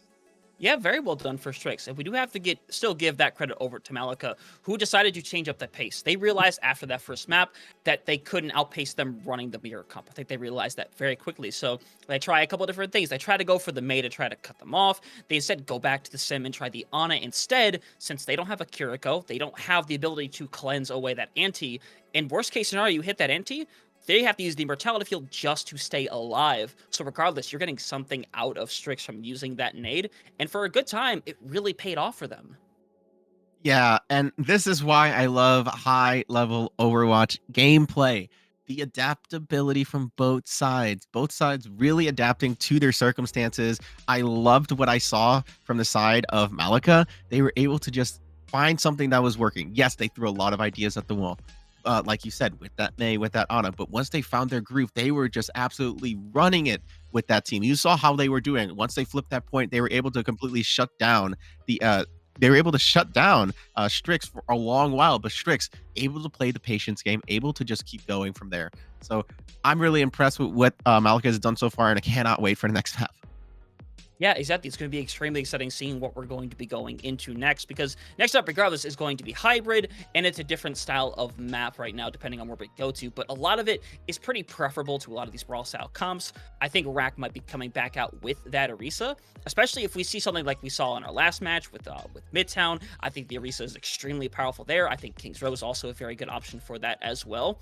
I think right now for Malika, I think their goal right now is try to force Strix out of their comforts. They really love this Ryan sim comp. They want to try to stay on it for the longest time. Malika is trying to do everything they can to either force them off of it or just make it so uncomfortable to where they can't run their normal strats. And I think that's just their plan here going into this next map. Yeah, and if you're Malika, you gotta watch out for the backline of Strix. Divinity and Vertings have just been such a dominant force in this game, getting picks after picks, able to just completely flip maps off of them. So I'm really, really excited to see what these two players can do. And if Malika can be able to adapt to that. And this game, a lot of adaptability coming in. So I want to see Ryan comps. I want to see Orisa comps. I want to see them do well, as we are going to be going over to Eichenwald. This is a very interesting pick. I think this is similar to Midtown, where you can run that Orisa comp, but oddly enough, this falls a little bit more in line with the comfortability of Strix, especially once we get past that first point, where we've seen a lot of teams recently on Eichenwald love to run the TP strats on that second point. They'll just TP up on a point at the high ground, rotate on the backline, and either force them off or force a fight. So I think that's what Strix is going to be going for, especially as they are going to be on the attacking side first, and we'll see what Malika is going to be running. And there's no real surprises on the side of Malika. I just don't know if Strix is going to be cooking here on Crimson with the Junker Queen. I really don't think so. I really don't think so, but I could be surprised. Yeah, I mean, when you're an attacker spawn, you can pull out anything and you'll be fine. I mean, all players like to have a little fun in spawn. But again, Malika running this Ana and Baptiste backline again. While it is something that's going to be good, a lot of high sustain, a lot of high burst healing, not a lot of defensive ults on the side of Malika. So they really have to watch out for these big, massive ults when it comes from the side of Strix. So I'm really interested to see if the Ana is going to pay off here in the long run. And Strix looks like they're actually going to be committing to this comp, the Junker Queen comp. The pace, maybe? The pace is going to be slightly different with Peace over on the Sombra. I think they're likely going to... nope. They see the comp they're running. They realize they're going to have to go swap it up pretty much immediately, which is a fair estimation. We're back to the same old shtick now. It gives me remnants of goats. It's so great. I love it. But we're going to see them going to try to push through here onto the first point, waiting for the first TP. Yep, and the TP is going to come out manually. Manages to find Valkyrie before the rotation was even fully set in place. But that's a big ante. But it's going to be falling on deaf ears of Vernings, managing to stay alive. Crimson just slapping away at the opposition, managing to get rid of the rest of Malika, as Strix is going to make this a very quick first point. It was a really good anti-nade from the side of Romeo. Really, I think they catch off Crimson and the others, but Yeah, Immortality Field coming out from Divinity, going to just save his team, and that's kind of just going to be the play as it is from now. It's just going to be them Immortality Fielding that anti, making sure they're ready to set up, and then once that kind of just games, they can just push forward and get a nice TP play right after. Divinity and Averting's already 70% to those ultimates as well. So there's a good chance they get them on this coming fight coming up. Really, it's just down to Strix right now where they want to TP to eventually. You see the setup in the backline, and in fact, it's Malika going to be taking the fight to them first, but it really doesn't end up paying off right now as they're just going to be deleted on the scene. I love the idea a lot, but Manually was very ready for it. You saw the grenade directly on top of the spawn, and it killed Valkyrie almost instantly. And they do get a nice little stagger on the side of Abductor. What? It's Mystery Heroes Overwatch. Let's go. Love this. And okay, they're making a complete composition change, going for more poke-oriented, pick-oriented with that Rog and the Junkrat. But Junkrat gonna get picked off here as well, but Ashe burning down. Oh my, what is happening on the side of Malika? I'm confused. I love the narrative before. Crimzo is off the map now. I built the narrative that Malika was just trying to force Strix out of their comfort zone. But now it feels like Malika's almost being pushed out of what they were trying to run. Now they're trying this weird Hog Jericho comp, which I can't say I'm a fan of right now. I mean, it's cool. Let them cook. That's all I got. Just let them cook, you know? Maybe Water gets a nice pick early here, but I don't know about that one, boss. They're trying to stay alive. The Immortality Field gets forced out. It'll last for a moment. And right now, they want to try to push. They're going to use the beat to try to survive. There is a trade, though. Water does manage to find Manually to get a nice little trade. Divinity popping it from out of nowhere. It's a horror movie showdown right there, coming up from out of nowhere, getting rid of them. The wall going to come through. They really want to solidify this fight, but they have to get rid of Romeo first to do it, and they do exactly that. Valkyrie managing to bring it back. No more heals left for Rack, though, as this fight is going to slowly be fully taken over by the side of Strix. We're going to be having a lot of time going into this next point. Finally burning away Abductor. Valkyrie does manage to find one pick on Divinity as they're just going to keep trying to send, person after person, but it's just stall at the end of the day. And, I was, of the opinion, I was saying that they should adapt really well. Not this hard. Malika. But they are going to be coming up on 3 ultimates, almost on 4 here with Rack's ultimate as well. But Crimson has that shatter with no shields coming up from Malika. It could be really big if Valkyrie gets caught. If not, Valkyrie can just Suzu them. But we'll have to see how the shatter is going to be going. That's how Strix is going to be opening this match here, as we see the Kitsune going to be opening up this fight. Yep, going to be starting out. You're going to see the TP come out. They're actually just going to try to completely avoid it. They don't want to take that fight, despite having kind of the compositional advantage. They just really don't want to press this fight away. But now with that gone, the Shatter is going to be coming out. Crimson, though, is going to get thrown into the back rooms, never to be seen again. They are still alive for the moment, though. They don't want to use that Shatter quite yet, but Manually managed to find 2 of their own. Now they're just going to run down the last remaining members of Malika, who used a lot of ults just to try to hold them back here, so they're just gonna have a window going into the next fight. And Crimson, don't do it to him, Crimson. Please don't. No. Oh, Crimson! You and can't there's the Suzu, but they can't. Okay. Oh, I don't know what I'm watching anymore, Kaylee. I don't know anymore. I'm in love though. I love entertaining matches like this. Bring me more weird comps. Oh.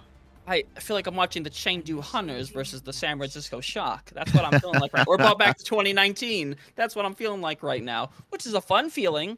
I don't know if it feels that good for Malika, though. That is just throwing a lot at the wall, and very little is sticking, especially when Strix, look at that, 3 minutes, 44 seconds in that time bank for them. I just don't know how to fully describe that right now. It's just, that's brutal. It's very unique compositions aside. I think, Strix really just sticking to their game plan, making sure that they feel, they stick to their game plan, keeping the TP plays. They have been absolutely consistent and dominant with that kind of TP plays they've been showing off, getting the positional advantage as fast as they can, making sure they can do that. So we do see Doomfist. They're having fun now, I believe. Don't know. So, okay. So when it comes to Doomfist compositions, they're going to be playing a little more of this dive/poke. You have the, the Flyers comps with Peace on the Echo, and the Mercy going to be pocketing them as well. Divinity on the Ana, going to give pocket to Crimson on the Doom. And we do have these nanos coming out. So I'm wondering to see if Malika is able to kind of contest with this dive that is going to come from Strix. And with the Mei, I think that they'll be able to do so. Yep, they're going to be able to cut people off from that wall like that. You're going to see Crimson get a little aggressive to start things out right now. I'm not finding anything. As actually, Rack is going to get slept before they manage to find the full committing of the pin. Meanwhile, Crimson is the one that fully committed and is going to pay for it at the end of the day. Being taken out, it's now the 5-4. They just want to run down Divinity. Eventually taking them out this map, this point is going to slowly fall in their favor, trying to catch the Echo and the Mercy out of sync, but it looks like they are going to be able to capture this first point without too much trouble, and I just want to wonder how long Strix is going to try to cook this for. Yeah, it's not orthodox to what we've seen already, but we cannot discount what their composition can be. I mean, this is a very strong composition as we see right here. Echo is already, it's such a super strong character just right now, as Peace is going to get that pick onto Rack. But again, they're building their ult really fast. Peace has their ultimate already. Duplicate's going to be coming in. I'm still questioning this a little bit. Oh, no. I didn't even notice that sleep. It was a really good sleep after Ducktorb. Really wanted to try to go for that shot. Really wanted to try to go for the backline. Just really couldn't find it. Oh, manually, you're doing them so dirty right now. As Rack has had enough of it, they're trying to track them down, trying to get a little charge on the cart, but instead Rack gonna get desperately low, just barely gonna stay alive. As right now, it feels like more of a free-for-all than a 5v5 right now. Man, this is looking like a nice ranked lobby right now. But and we have manually got Peace is going to be duplicating onto the backline. Yeah, they duplicate the Reaper, which is quite a choice. They are actually getting really close to that Death Blossom. They actually are going to be getting it very shortly, trying to find somebody. Crimson gonna find the first of their own Peace, going to be taken out of that situation before they can actually use the ultimate. And right now, manually is just having a day at the shooting range, finding two off of the overclock, and Strix have a tight hold right now on this defense. No matter who they are playing, manually is clicking heads or body. I don't know, but it's gonna be. Oh, he's on the way. He's trying to get out of there. Oh no! Oh, beautiful sleep by Divinity. Oh, beautiful sleep, and the beat's gonna come through as well. Malika realizes they have to push through this no matter what. Throwing the beat on top of it, Ducktorb is going to be coming back shortly. They throw the nano onto Infernings. They're on the Valkyrie Mercenary, trying to find some picks. They haven't found anybody quite yet. Manually managed to find one of their own. Crimson, not holding back at all. A wicked punch to send Rack back to the spawn room. As Malika having such a hard time trying to push through this right now. It's such a struggle. Crimson doing so good so far on the Doomfist. Crimson taking lessons out of Zebra's book, trying to punch that diva, or to punch the Pharah out of there, as we do see more flyers coming out of the side of Malika, now going full flyers with Diva, Pharah, Echo, and the Mercy. But Water gonna get pick onto Avertings, and now they're gonna have to try to back up, give up their space now. Yeah, I couldn't begin to tell you why that happened, how that happened, but it does open the door for Malika. Gives them the opportunity, now that they're on that pharmacy. They should be able to control a lot of this. It really comes down to the fact that Divinity is going to be the one person that can really shoot them out of that sky, outside of manually hitting their overclock charges. But it's actually a trade out right now. Abductor going to be taken out, but taking out Divinity just before the fact. Now it's going to be down to manually to take this high ground away from them and start looking for some shots, and they're looking for them. They want to take it. They have not found it yet, but right now, there's not much of a fight going on. Rack is probably going to be slowly burnt out of this. They don't want to be burned. Don't do it to them. Show some compassion. Oh. And Rack, oh no. You know, tactically staggering the. What is going on? Yeah, tactically staggering themselves. Yep, stagger the baby diva as you do.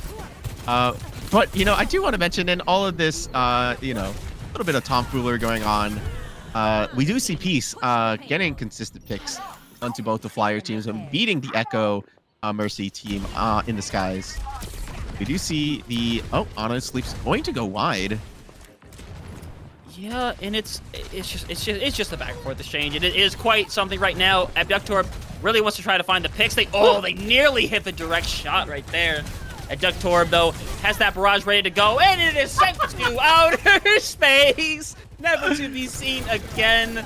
Crimson eventually gonna fall off of the stickies. Water is still trying to prove they can do it. Water is trying to pop off. They found the two, looking for the third, but they are going to be shut down. There is no water left in this world, and there is no Raze left in this world either. Peace rocking the Doomfist for the time being. Going to eventually drop out of that form, as right now, it is quite the show we are witnessing. Kaylee, the Nano gonna come in on Abductorb, finding peace, trying to find the direct over onto Verdings, who is taking Romeo out of the fight. And they're gonna, oh, the res gets blocked! This is just a display so far. I don't know what to make of this, but Strix is eventually going to take back control of this fight. Malika, right now, they might just be in it for a good time. Yeah, it's seeming like Malika is trying up very unique compositions, and seems like Strix is answering with one of their own, as manually has just been on a tear on these hit scan heroes. Yeah, you see Verdings is playing frontline right now. Right now, the Mercy playing the front line. You have the overclock ready to go. The Nano comes in on a Verdings. They are going to get anti though, so no healing available for them. Rack is on the Doomfist of their own. They have that all ready to go.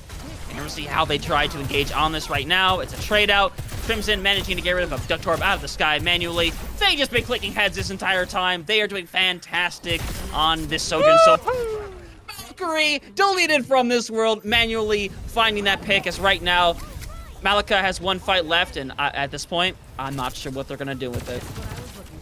No, I would love to see the chat and how that's going right now from our observer team. But we see one last push coming off from Malika. They don't have any ults coming into this ready. Maybe they have the Nano to be able to maybe touch here, but it looks like they're just trying to punch each other in the sky. Try to give each other high fives as they do on this side. As it's going to be cutting down, as they do get the touch off, but Manuel is going to be shutting down Valkyrie, shutting down their one ultimate that they had. Rack, well, Rack and Water decided they wanted to visit a place not called Eichenwald. They wanted to go to Hollywood, bought a plane ticket to the wrong place, and you've definitely found yourself in the wrong place as Strix find themselves another nice 2-0 in honestly, I will say very different fashion from that first match. Oh boy. Yeah, I think we saw a lot of unique team compositions come out from both sides of Strix and Malika. Malika going from kind of the Orisa gameplay from the TP and going to that Flyers comp at the very end there. And then Strix as well, flexing off the Doomfist, really showing you the hero pool that they had there at the end. But Strix going to be taking it now, 2-0, and now we're going to be going on and looking into the third series. Yeah, and I still wonder if I had a little bit of a fever dream during that match, but even if we want to really focus in on that first map where Malika was definitely trying to throw, I think, very, very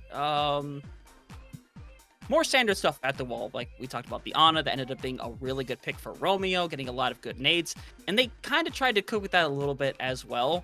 But as we saw from their defense, Strix just knew exactly what they're doing. They knew how they wanted to take every single fight. We saw how big that time bank was. Nearly 4 minutes after their attack. That's devastating to have to go up against that on your attack following that. And I think there's a point in Malika where they decided, let's throw everything we can at the wall and something will eventually stick. And unfortunately, nothing ever really did.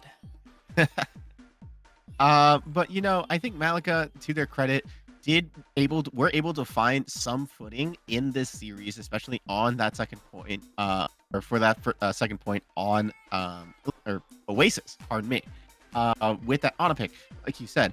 I think that, but again, Strix, super adaptive team. They were able to adapt and compensate to the strategies that were being thrown their way. We saw that they even went to a Doomfist to be able to counteract that Ana play. Really, if they're going to be playing Ana, you should really go and play dive, try to get that Ana pick as much as possible, because once that sleep is gone, they really don't have any availability to that. But I think it was a very enjoyable second match here for the side. So if nothing else, Malika, you have put on a show. GG's to you and Strix, as they are going to be preparing for their third match against Shikigami. Any thoughts before we throw the break? I will say Shikigami should be their biggest test thus far. They're the team that went and beat Malika in that 2-1 match earlier on the first match over on the other stream. So they have that win under their belts. We've seen they can do some really good stuff. But the interesting thing is that it was Shikigami that actually lost that control during their first matchup. I'm not sure how their second matchup has gone thus far, but we know that potentially control isn't really their strong suit. So honestly, I'm just really excited to see what they decide to come out with, whether they decide to match that Ryan style, or maybe they want to cook a little bit like Malika did. Maybe not quite like what Malika did, but I think they will try to cook a little bit of something up in the kitchen. Yeah. And I'm looking forward to seeing how they're able to play up to how they're going to be able to play up into Strix's Bastion and symmetric composition, see if they'll be all out position. But we'll be throwing it to a break. We'll be back for match number 3, so stick around. Atlas Fighters Standoff. Choose your fighter. Cammy Tracer.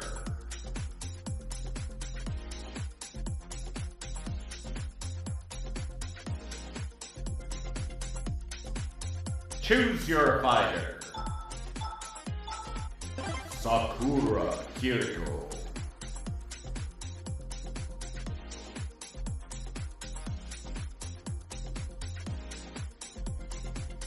Choose your fighter. Bison Sigma.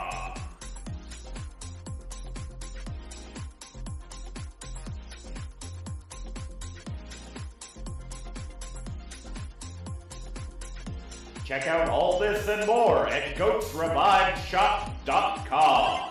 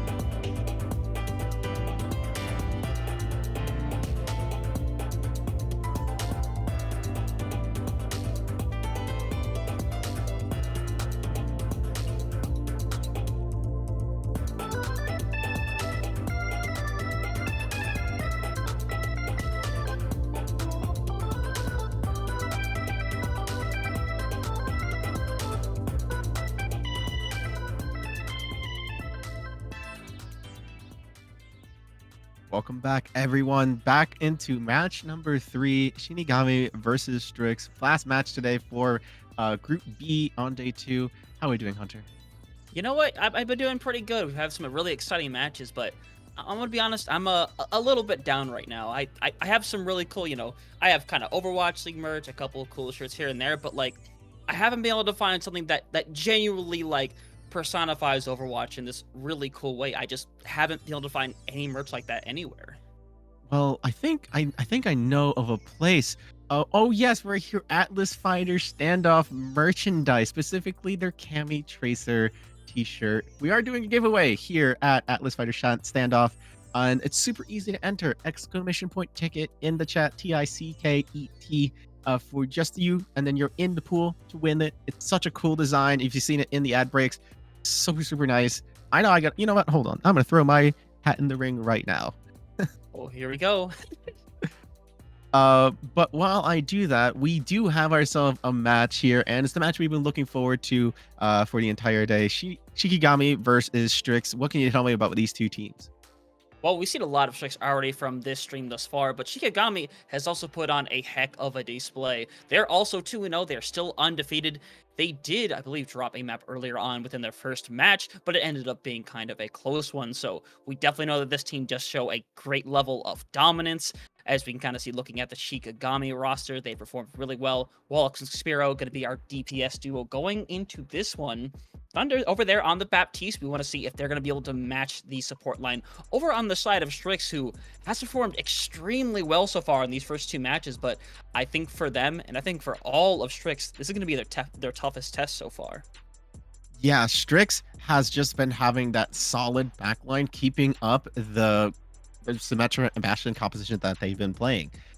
We've seen on the side of Strix, we've seen manually just dominating on that Bastion, completely rendering all the enemies useless when it comes to that. And it is due to the other team as well, or to the other DPS, whoever is in it for that time. Symmetra, they've just been doing great plays, great rotation so far. And I'm really excited to see how Strix will continue this momentum of if they will be able to keep up with Shikigami's rotational play, and if they're going to be able to keep up that momentum of, we are going to be able to out-rotate you. We are going to be able to get to the high ground first. We're going to be able to set ourselves up for victory first, and then you guys have to play around our tempo. Yeah, and I think that's what we saw Malika try in that first map eventually, trying something different, trying to not really go for the outpace necessarily, but try to force a different pace out of Shikigami. It's something that we try to see teams do, and thus far, no one's been really that successful on it. Like we said, flashes in the pan of success, but someone needs to really lock that down, make that consistent every single fight. And if there's one team right now in this pool so far that has really shown that they can do that, it's Shikigami, but they're gonna have to prove it as we're going into our first map. And our first map actually is going to be Busan, which, very similar to Oasis, has a lot of different styles to it. Something like Sanctuary, a little more wide open, a lot more poke variant. We could see that Sojourn come out a lot there, but Mecha Base, I think that's where Strix might be the most comfortable. It'll be perfect for that Reinhardt Bastion sim kind of idea, so it's a bit of a luck of the draw there, but I think we'll see a lot of unique comps going into this first map. Yeah, and I actually expect them to go really into this Rhino-Risa sim Bastion compositions, and they're going to be able to keep this here, as they're going to be loading, as we are going to be loading into here onto Busan on our very first map. Both of these teams undefeated so far in this Group B, so we're going to see who's going to be able to come up on top between these two teams, and see who can win between these two very historied and rivaled teams. Exactly. Some of these players might be out for a little bit of bloodlust. We talked to Divinity early on. We heard quite a few words from them. So I'm really excited to see what goes on between Thunder and Divinity going into this little, potentially a big Baptiste 1v1. But actually, I think Shikigami is going to change up that support line more than likely. But Strix potentially baiting something as well. We did see they ran some stuff on that second, on their attack, or on their defense on Iconwald the match before, so we know they're a little open to running some stuff, but I don't think they're going to change things up too heavily. Yeah, and on this point specifically, getting to that center point as fast as possible is going to be priority number 1. So we're going to see if Strix is going to be running as Divinity. Interesting. Okay, so Divinity looking to use this Kyuriko as they are going to be going to Mega Room. Yep. this is the kind of safe play to kind of go around the Widowmakers, and we're going to see them postulate for this positioning as Crimson's just going to walk right into the backline. Walked right into it, manually getting that final pick onto Graveyard. Gonna shut down that fight very quickly. You can kind of see right there Spiro trying to see if they can find some picks, eventually going to get knifed out of existence. Strix going to be taking this first fight and going to be taking the first percentage on this hold here as soon as the point unlocks, which they'll be getting right now as Shikigami. They have to try to play this a little bit faster than Strix, especially with this Genji style. Crimson saying, I don't care about your team composition, I'm running into the backline. Crimson has just been on a tear looking and getting these picks and just running into the backline here as we see them going to rush into this Wallix. Yeah, that was a good move, though, to keep Crimson away for the moment, but manually, they just don't miss right now. Eventually, manually finding 2 of their own. They want the 3rd. They have found it, manually finding the 3K. Strix doing a really good job holding down this corridor. And Shikigami, they might have to think about doing a different rotation this coming fight. Yeah, they're just matching where Shikigami wants to go underneath right there so they don't get picked off from the high ground from people like Divinity here on the high ground. But again, Crimson's making all this space to make manually be able to do these pop-off moments. Oh, he can't get those triple kill, but Graveyard going to be getting a pick onto Divinity. Yep, Divinity taken out early within that fight. You can see right now, manually and Wallix, they are both matching this very close to right now on that all charge. Avertings, though, eventually going to be picked off by Thunder. Crimson eventually dropping. They're actually going to throw the Kiriko on top of that. The Kitsune Rush going to delete the last couple of members manually, trying to escape with their lives. They're chasing a little bit. Spiro eventually finds this. They're finally going to take over the point, only giving 55% over to Strix, but Strix has a lot of tools coming up in their bank here this next fight. Yeah, Graveyard having to use that Kiriko ult, the Kitsune Rush in order to be able to get that point right there. But we see Strix going to be coming in with basically all 5 ults into this next fight with no beat ready right off the bat from Shikigami. So it's going to be seeing if they're going to be able to play as fast or if they can build this ult right before they get popped off. Oh no. And that's the last thing you wanted to. Wallix, they weren't able to fully use their ultimate, so they're going to be taking out both DPS on the side of Shikigami, in fact, falling. And now it's just down to Shikigami to try to stall up this point for as long as they can. Try to keep each other up in the process instead, trying to pull out, stay alive. Doing a good job of it so far. In fact, Peace was found there at the very end, so now Shikigami might be able to take this fight a little quicker than they expected. Yeah, but also Strix was able to... Oh, no!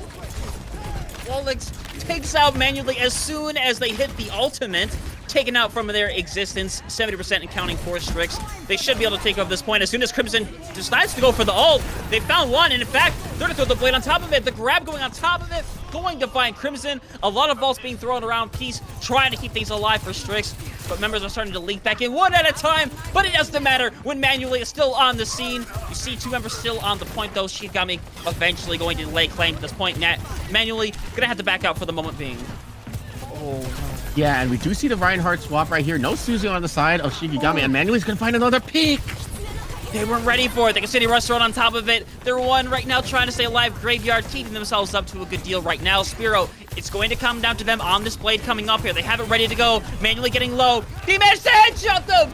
Spiro taken out of their blade. Strix gonna take over this fight, eliminating the last few members of Shikigami. And right now, it's 9% and counting. It's going to be on nobody to be able to touch this point. Aspect going over to the Doom, trying to see if they can make it happen. They're getting awfully close to doing it, but it is just not going to happen. Strix coming out on the Reinhardt, making that fight theirs, and manually putting on a heck of a show on that first round.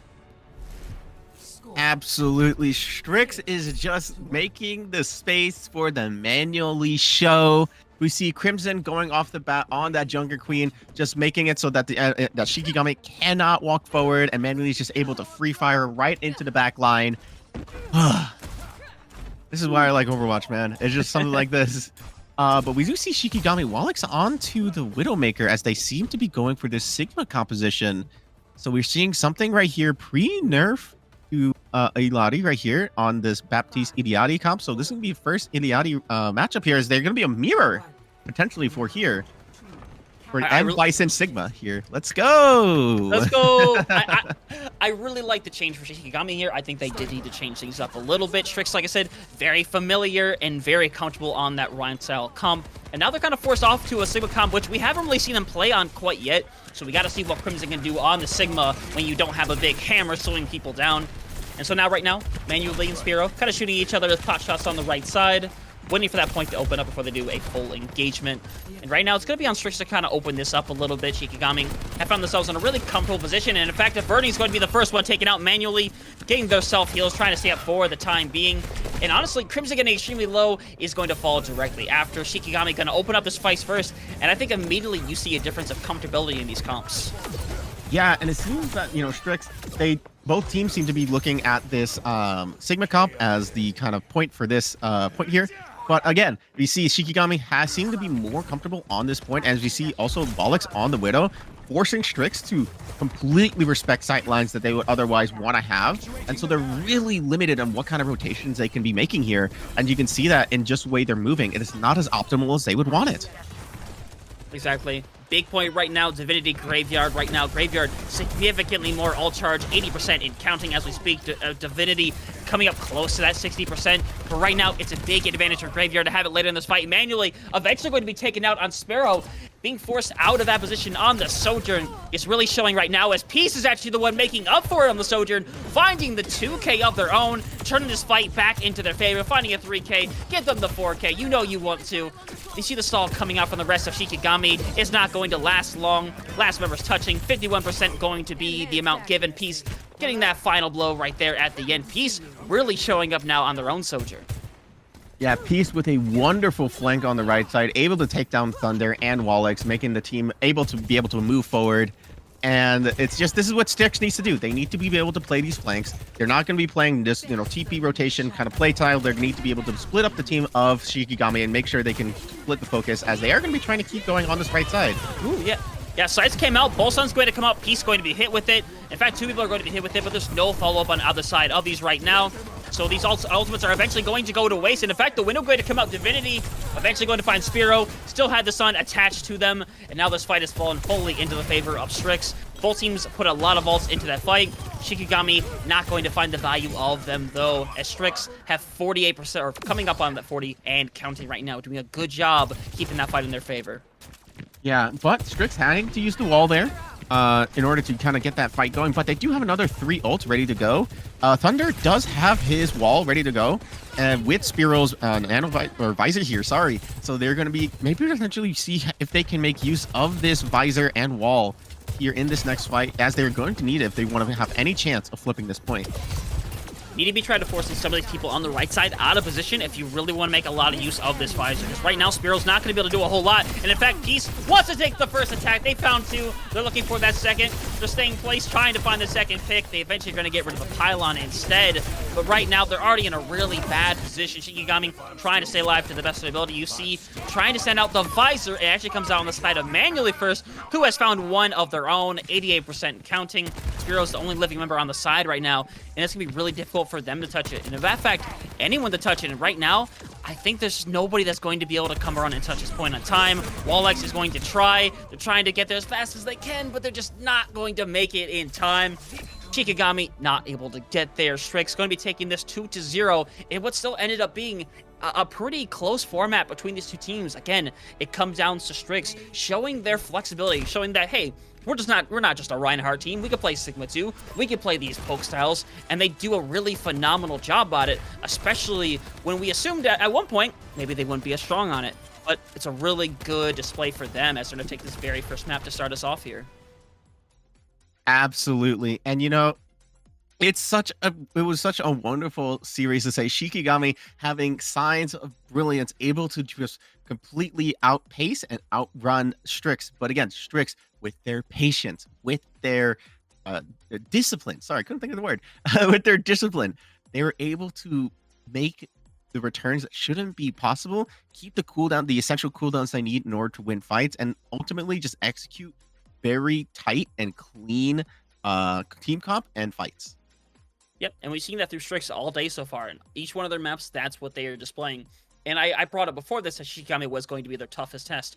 And they certainly were on that first map. I genuinely believe that. They came very close to winning that first map for a good time. It's a lot of these clutch plays that come up from Manually. And in fact, we saw it there from a couple other members as kind of things continued on. Because while I think Divinity was a little more silent than what we are used to, more than we would like to see, I think it was kind of on the side of snow, or not snow, peace that actually came out more and made something happen on that Sojourn, especially on that first point, right? Second point.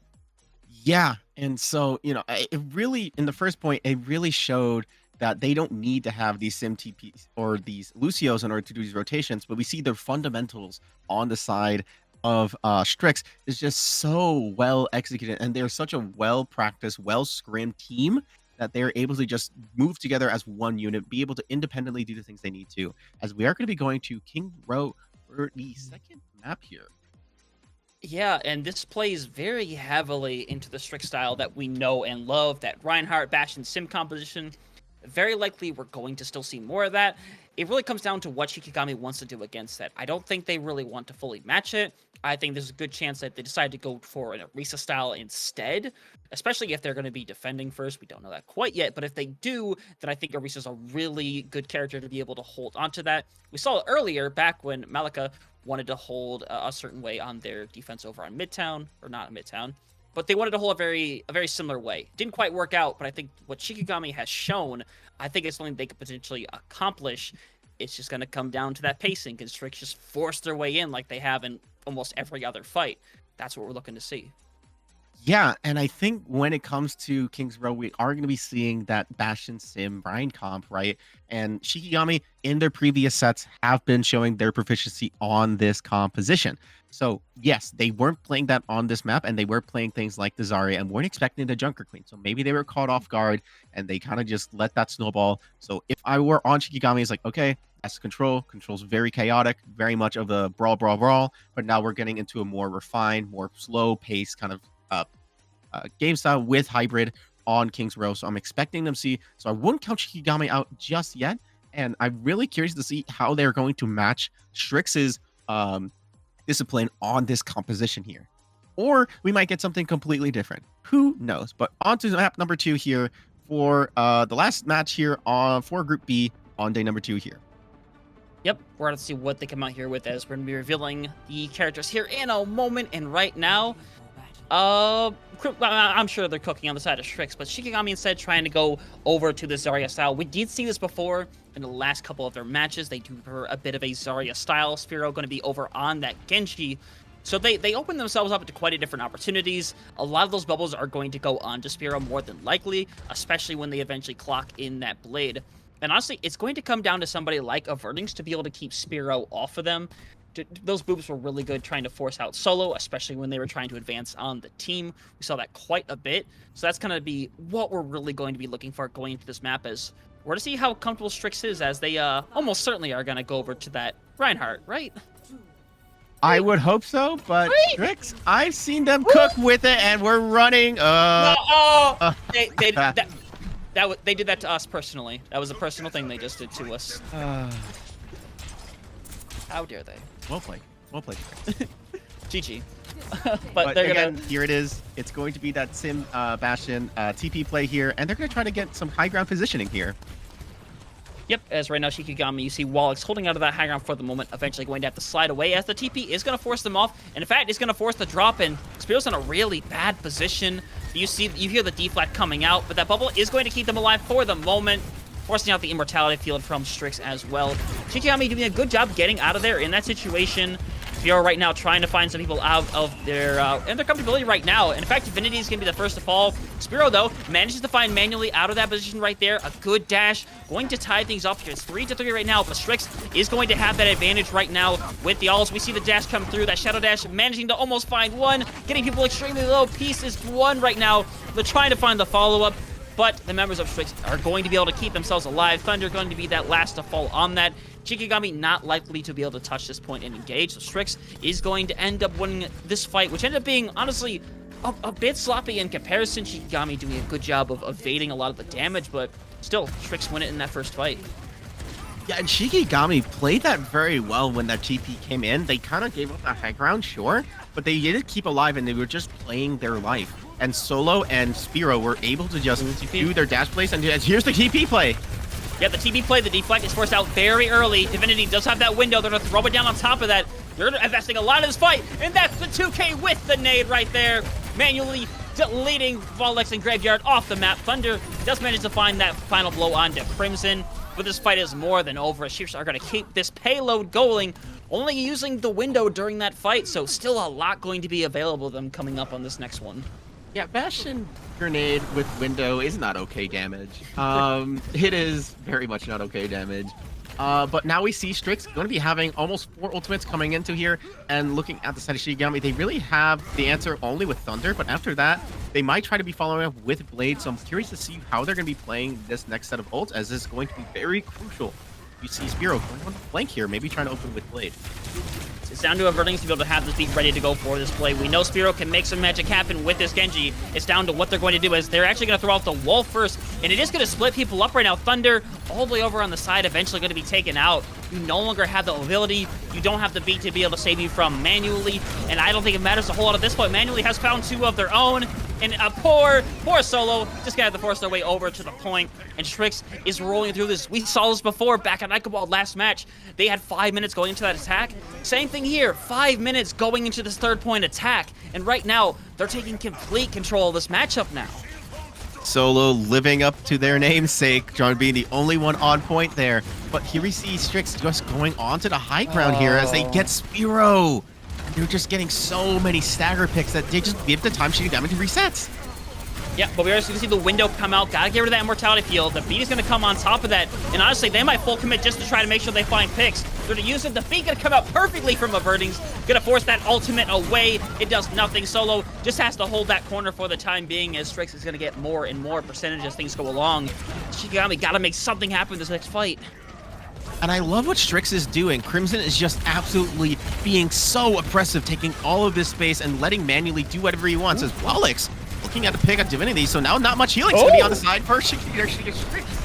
Yeah, and Wallix is not having a good time now. They find the 3K, as a matter of fact. Manually doesn't want to die to anybody, but Spiro is not going to give them that luxury. And now Shikigami trying this different style on the Hanzo. Wallix already has his ultimate ready to go. Oh. Getting 3 picks there, a lot of headshot, dink, dink, dink. Gonna be building up that ult really fast, as the Shimada brothers gonna be coming in with both their ults. No beat on the side of Strix either, so how they're going to be able to play this is gonna be really, really interesting. But Crimson, having that shatter, could turn the fight.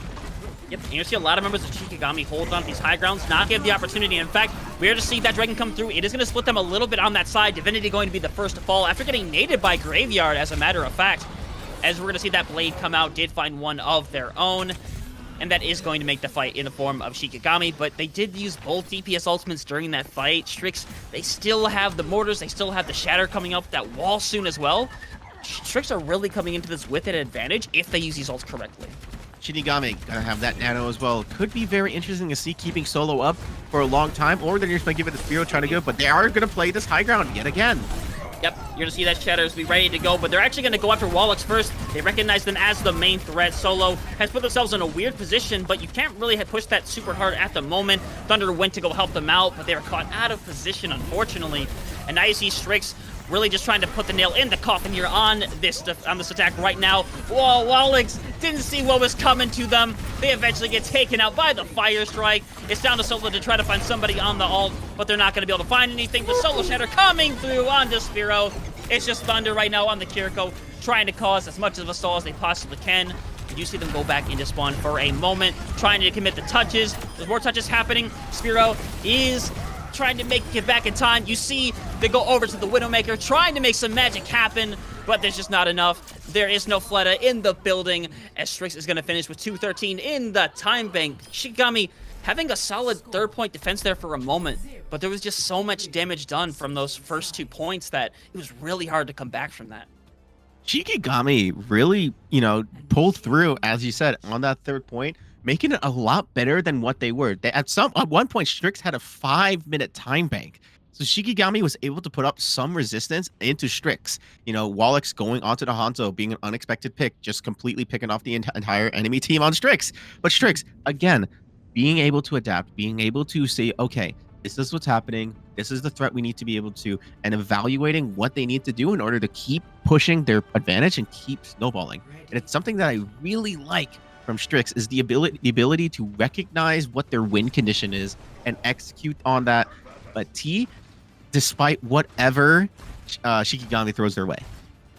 Yep, and we're going to have to see this right now. Solo, I'm sure, just potentially baiting this Doomfist, baiting a lot of this. I think they will keep a very similar style.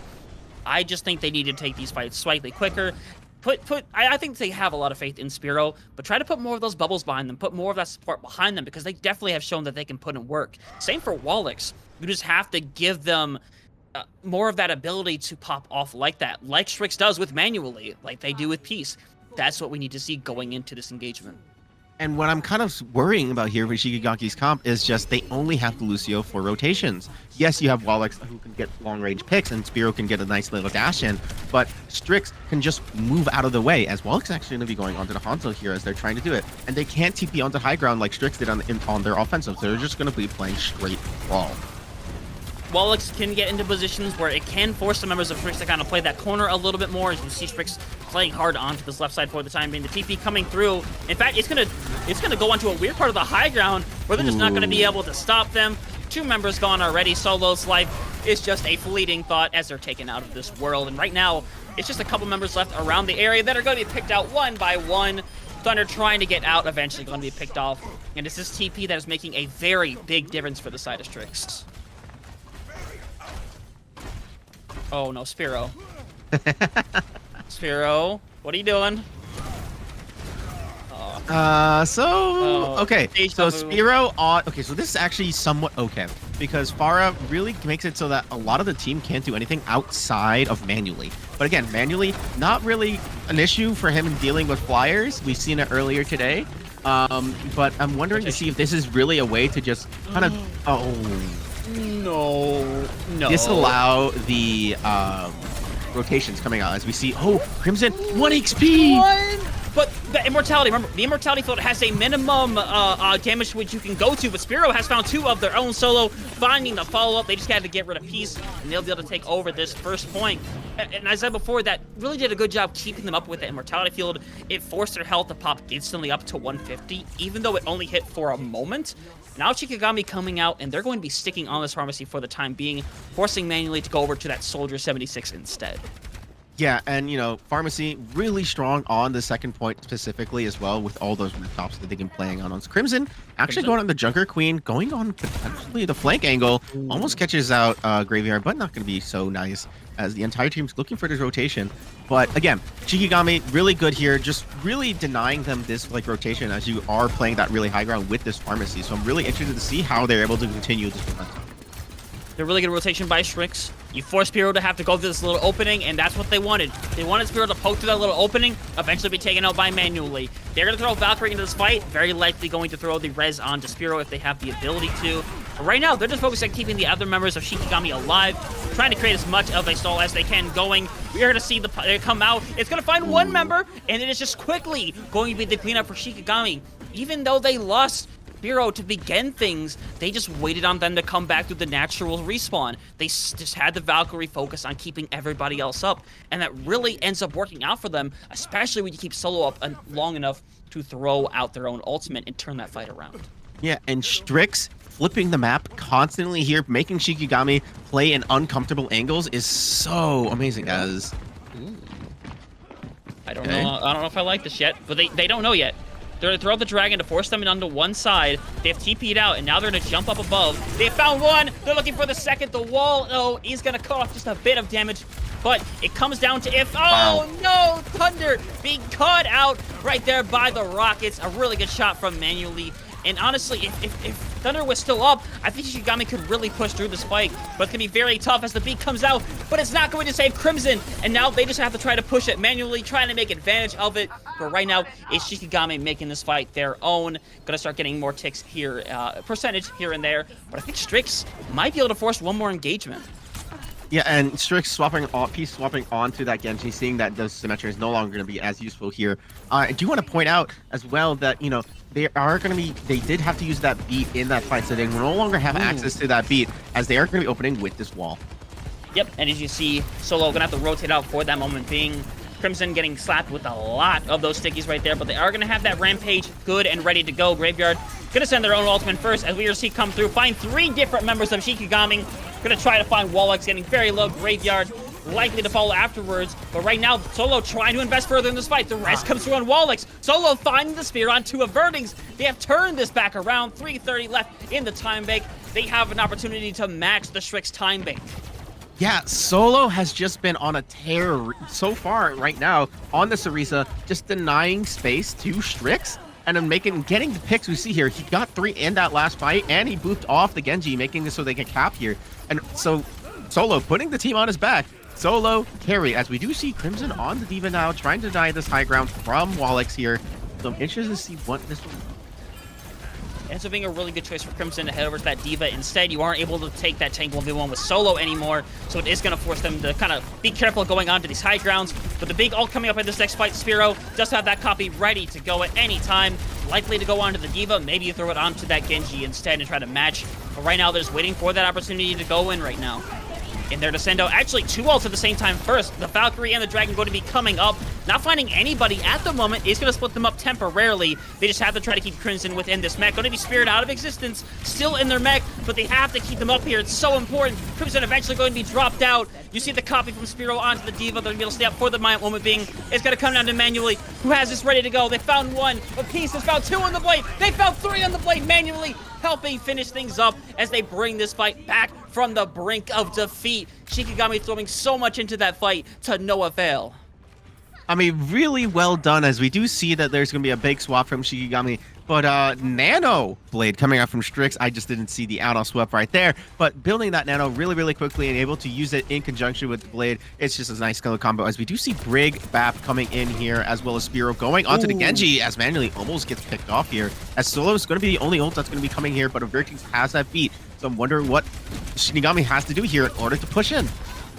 You almost have to let this come through a little bit and use that beat for the engagement. But right now, that spear gonna help put down. You see the dash come through from Spearow. Piece going to be taken out. Solo might have to just force people off for this point, and they're going to do that. It's gonna force people to get off for the moment. The beat going to come through just in time, but it's not going to be able to keep Solo up. Having used the bomb to keep themselves in that engagement. You want to keep them alive, but they aren't going to be able to remech. Shikigami trying to make this fight theirs. You just have to get rid of Peace. You cannot let them stay in this fight any longer. Eventually going to force out the Ana, manually trying to do what they can. But Shikigami is going to finish with 108 in that time bank. Little over that minute. Not nearly as much as Strix. But right now, you're just happy to finish this map and finish it with time. Yeah, Shikigami, they had a little bit of a struggle at the beginning there with Strix using their TP plays in order to flip the maps, but I think Shikigami finally figured it out close to the end. Solo being able to just control the space as they want, being able to spear all of the pushes they want, forcing Strix to swap off of the pick once they went to the Flyers compositions with that Pharah, with that Echo. And so Strix having to respect that pharmacy at closer on that second point. So I'm wondering if Shikigami is going to be sticking with the Flyers like on the Echo, or if they're going to be trying to play the TP play here, as we see here, where they're going to be sticking with that Genji, potentially Wallix on the Widow to open up here, potentially get a pick. And as we see, Strix going to be going on the Ashen Sim for this defense right here. Same old for them. Let's see if Shikigami can break them open fast.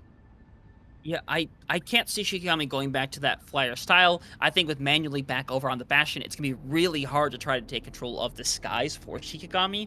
I think right now, maybe you give this boost to Thunder real quick, but maybe you throw Thunder back on somebody else. Maybe you decide to match the Lucio and try to go with a certain pace. But honestly, it's going to come down a lot to... well, I've eaten my own words. They are doing it anyway. So I like what they're doing here. They're looking to do pick-oriented, really forcing Strix, to think about more what their rotations are looking like. Because one wrong rotation, and all of a sudden they're getting bombarded by Spearow, by Wallix from multiple different angles, and now they're the one who are getting bombarded by all these angles. Wallix, this is exactly what I'm talking about. You have to respect so many angles, up, down, left, and right. Yeah, and right now, they're doing a good job of keeping control of the sky as well. There's a lot of focus going on to Spearow and Thunder, but Wallix managed to find those picks coming through, and right now, they need to find a second one to follow things up. They're trying to find it right now, but they haven't found anybody yet, so Strix wouldn't have a good chance to re-engage here in a moment. Yeah, and, Strix looking just to recuperate, just get the ulti, get the TP play, going on to point. It's good. It's a good engagement right there, but Crimson is already in a bad position. Manually has gotten low. It's down to Divinity to make something happen with this window. It's come out. Shikigami is in their last fight territory. Thunder going to be the first one to found Spearow. Not going to have any support to be able to keep them up. Graveyard just has to focus on keeping Solo up. But Graveyard is in a bad position. They are going to stay alive, but Graveyard has found the pick. They found the pick, and now Solo has to stay up. Not finding it. Spearow eventually going to fall, despite Graveyard making some magic happen down below. No one else is able to replicate that same success. 40% on the bank for Shikigami. They have a chance to win this, but it needs to be a phenomenal hold. Absolutely. Shikigami having such a good point. I love the Pharah pick here. Again, it forces Strix to think outside of the box. It makes them having to respect all of the aerial damage that's coming in from that Pharah, so they have to look up. But also, you have Wallix on the Hanzo getting picks, and we saw Peace immediately getting picked off, and then they're being forced back with all this pressure. And Solo able to just completely hold the space that they're making with all of these picks. But Strix able to hold in till the very, very end. We're waiting for the resets, and they were able to get a nice TP play on top and just look at the picks and split up Shikigami so that they can't do anything anymore. Strix is going to have an opportunity here that Shikigami did not have. They're going to have the opportunity to build ults over a longer period of time. That way you don't have to try to shoot them into a fight. I think they will save some of these ultimates for the potential last engagement. That is if they can't win the neutral engagement to begin with. We've seen before, they can run through very fast on this attack. And I want to see what style they do. I think they keep the Reinhardt. Peace is going to look for their own opening shot. Maybe find a little bit more success on it than Spearow did, but we'll have to see in a moment here. Well, Crimson, don't do it again. They're doing it again. Okay. There it is. We're not showing it that time. You can't fool us twice. But yeah, so they are going to be running the same compositions they have. Peace looking for a pick there, not able to get one on the Widow. But I'm looking to Peace, going to be TPing again on that high ground, but seeing if they can catch out Wallix here. Yep, right now Wallix, though, does have the jump to be able to get away potentially. You see the rotation eventually going to jump up on top, and it is really starting to Solo right there. They are going to force him to drop off, force a rotation instead back onto the high ground. Is going to eat away some time for them.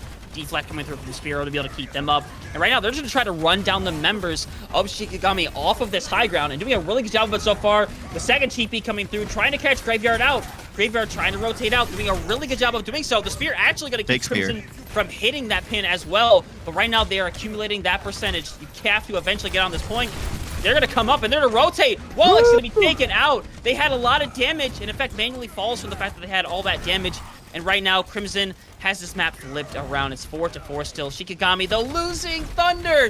Your main source of healing is being taken away. Wallix heading over to the Tracer, trying to make it back in time for this engagement. The TP going to bring it out for the moment. Going in for the pin. Not finding anything yet, but the follow-up on the Graveyard eventually hitting. You see right now, trying to go for the Blade. Spearow not finding anybody yet. They have to grab that Mega to try to stay up, and it is on their shoulders to bring this back from the brink of defeat. But Strix, they are too good. They have held this too well. Spearow used the deflect to try to live, but there is nothing for them left as Strix will go undefeated on the day, 3-0, not dropping a single map.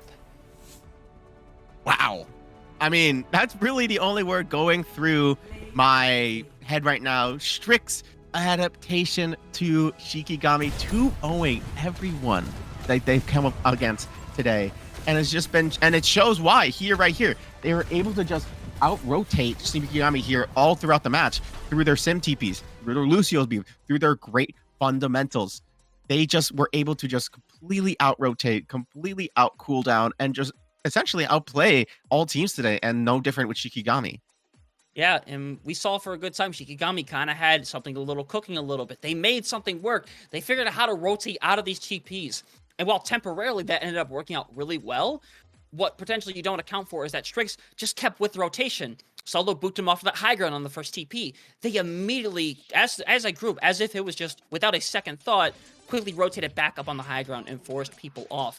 And it's that ability to adapt so quickly to just re-rotate, to set up a different TP somewhere else, and just keep the pressure on that has made Strix so well, not only in this series, but all day. That's the reason why they have not dropped a single map.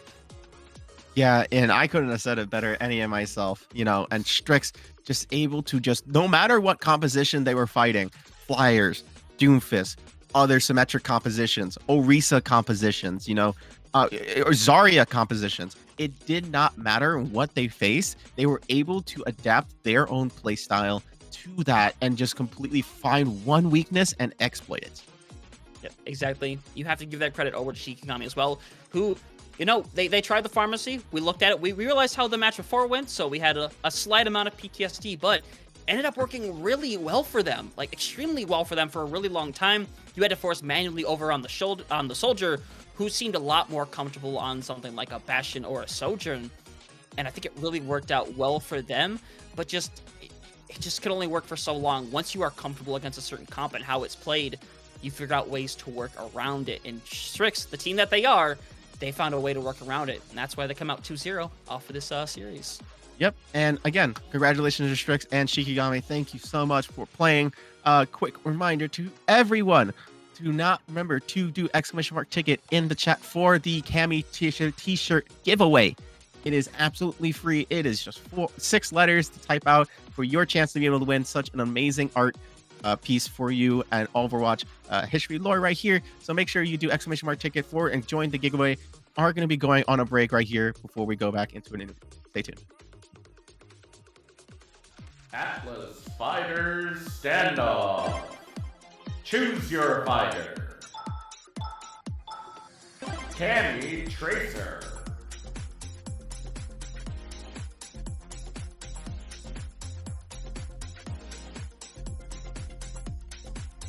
Choose your fighter. Sakura Kiriko.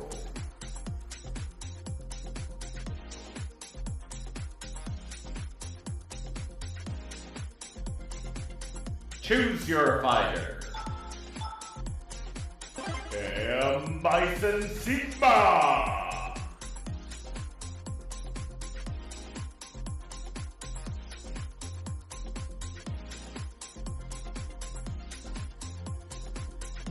Check out all this and more at goatsreviveshop.com.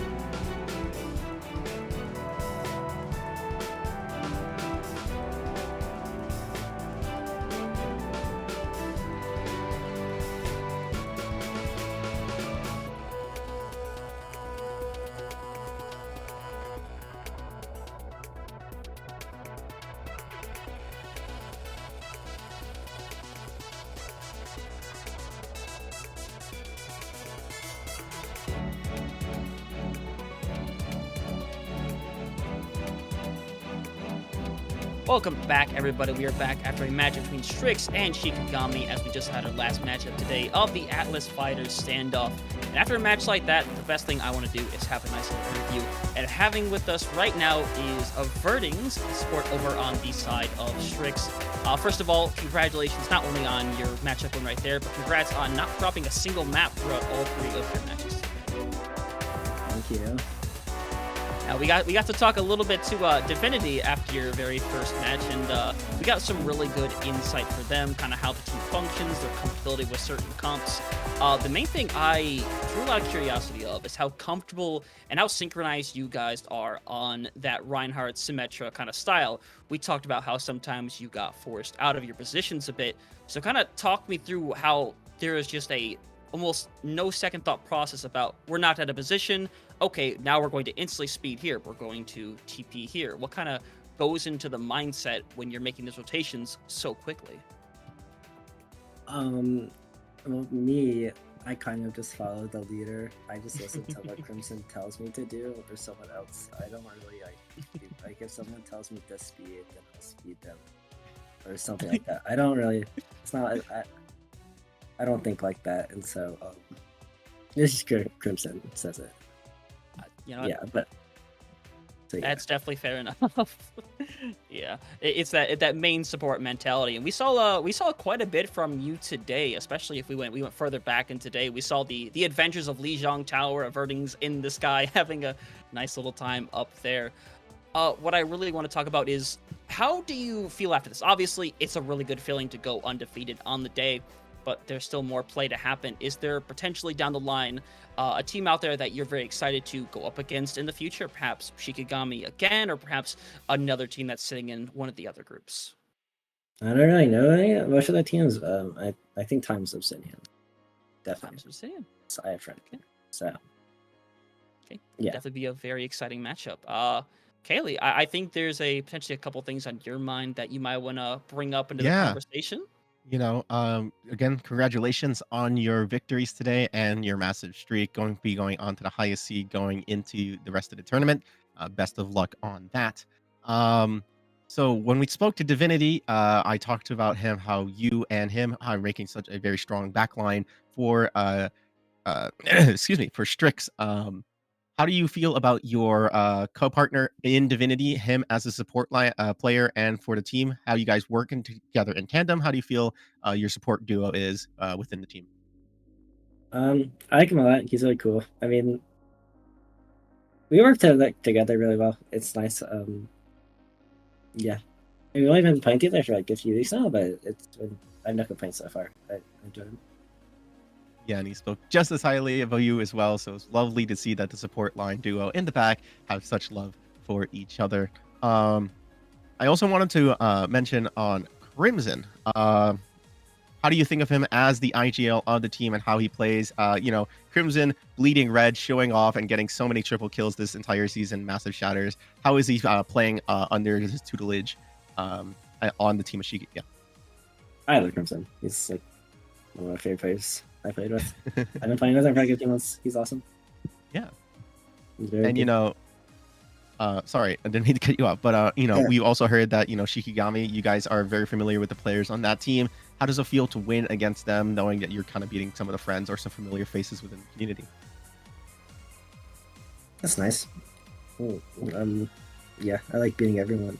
So, yeah, it's nice. And I always ask this for all interviewers, but is there any person or thing that you want to shout out here while you have the stand? Any person or person on your team, doesn't matter where. Nah. Valid. Okay. Valid. The Chad mentality answer right there. Yeah, but again, you played phenomenally today. So, Avertings, thank you so much for being on air. Congratulations again to Strix. We wish them the best of luck in the best of the season here and the rest of this tournament. Thank you again so much, Avertings. You may go back and celebrate, and make sure you celebrate Hardy tonight. Thank you. Thank you. Awesome. So, thank you again, everyone, so much. And congratulations to Strix for their flawless series today. And I'm really excited to see how they'll be going up against the next side of the bracket, which, by the way, for everyone who's curious, tomorrow we're going to be seeing a couple of familiar faces from here, and also tomorrow we're going to be seeing teams from SMU Esports, Imperium, Citrus, and most importantly, Timeless Obsidian, who, if I remember correctly, won the last Blitz tournament as well for August. Starting around 5 p.m. Eastern Standard Time under the same format, so make sure you keep it here. But wanted to keep it up, and I think it's time to say our little secret here, Hunter. But we have the winner of the giveaway ready and available for it. Hunter, do you want to do the honors? I would love to do the honors.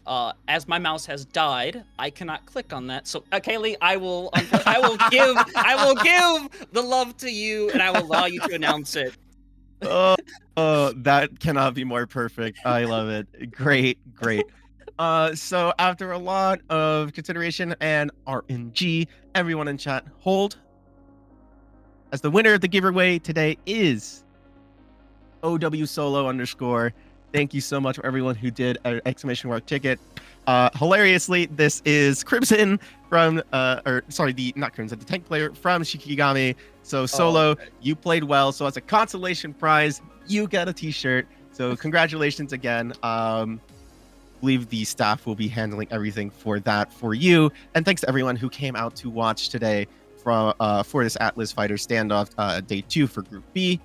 Hunter, you have been a blast. Thank you so much for hosting with me. You have truly been the blast, Kaylee. It's my first time fully meeting you, but you've been phenomenal all day today, so I really appreciate being on cast with you today. Absolutely. So that's going to do everything here for Atlas Fighter Standoff for day number 2 for Group B. Come back tomorrow, 5 p.m. Eastern Standard Time for more great Overwatch. Thank you everyone so much again. All the viewers, all the sponsors, producers, everyone, Revolution Gaming. You've been great. Anything else you want to say before? Atlas Fighters Standoff. Choose your fighter. Cammy Tracer.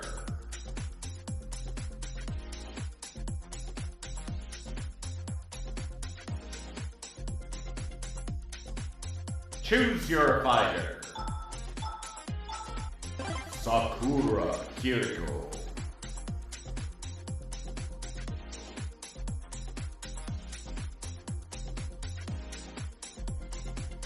Choose your fighter.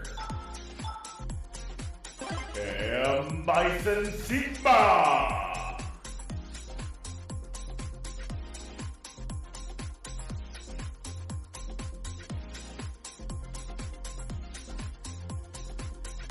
Check out all this and more at goatsreviveshop.com.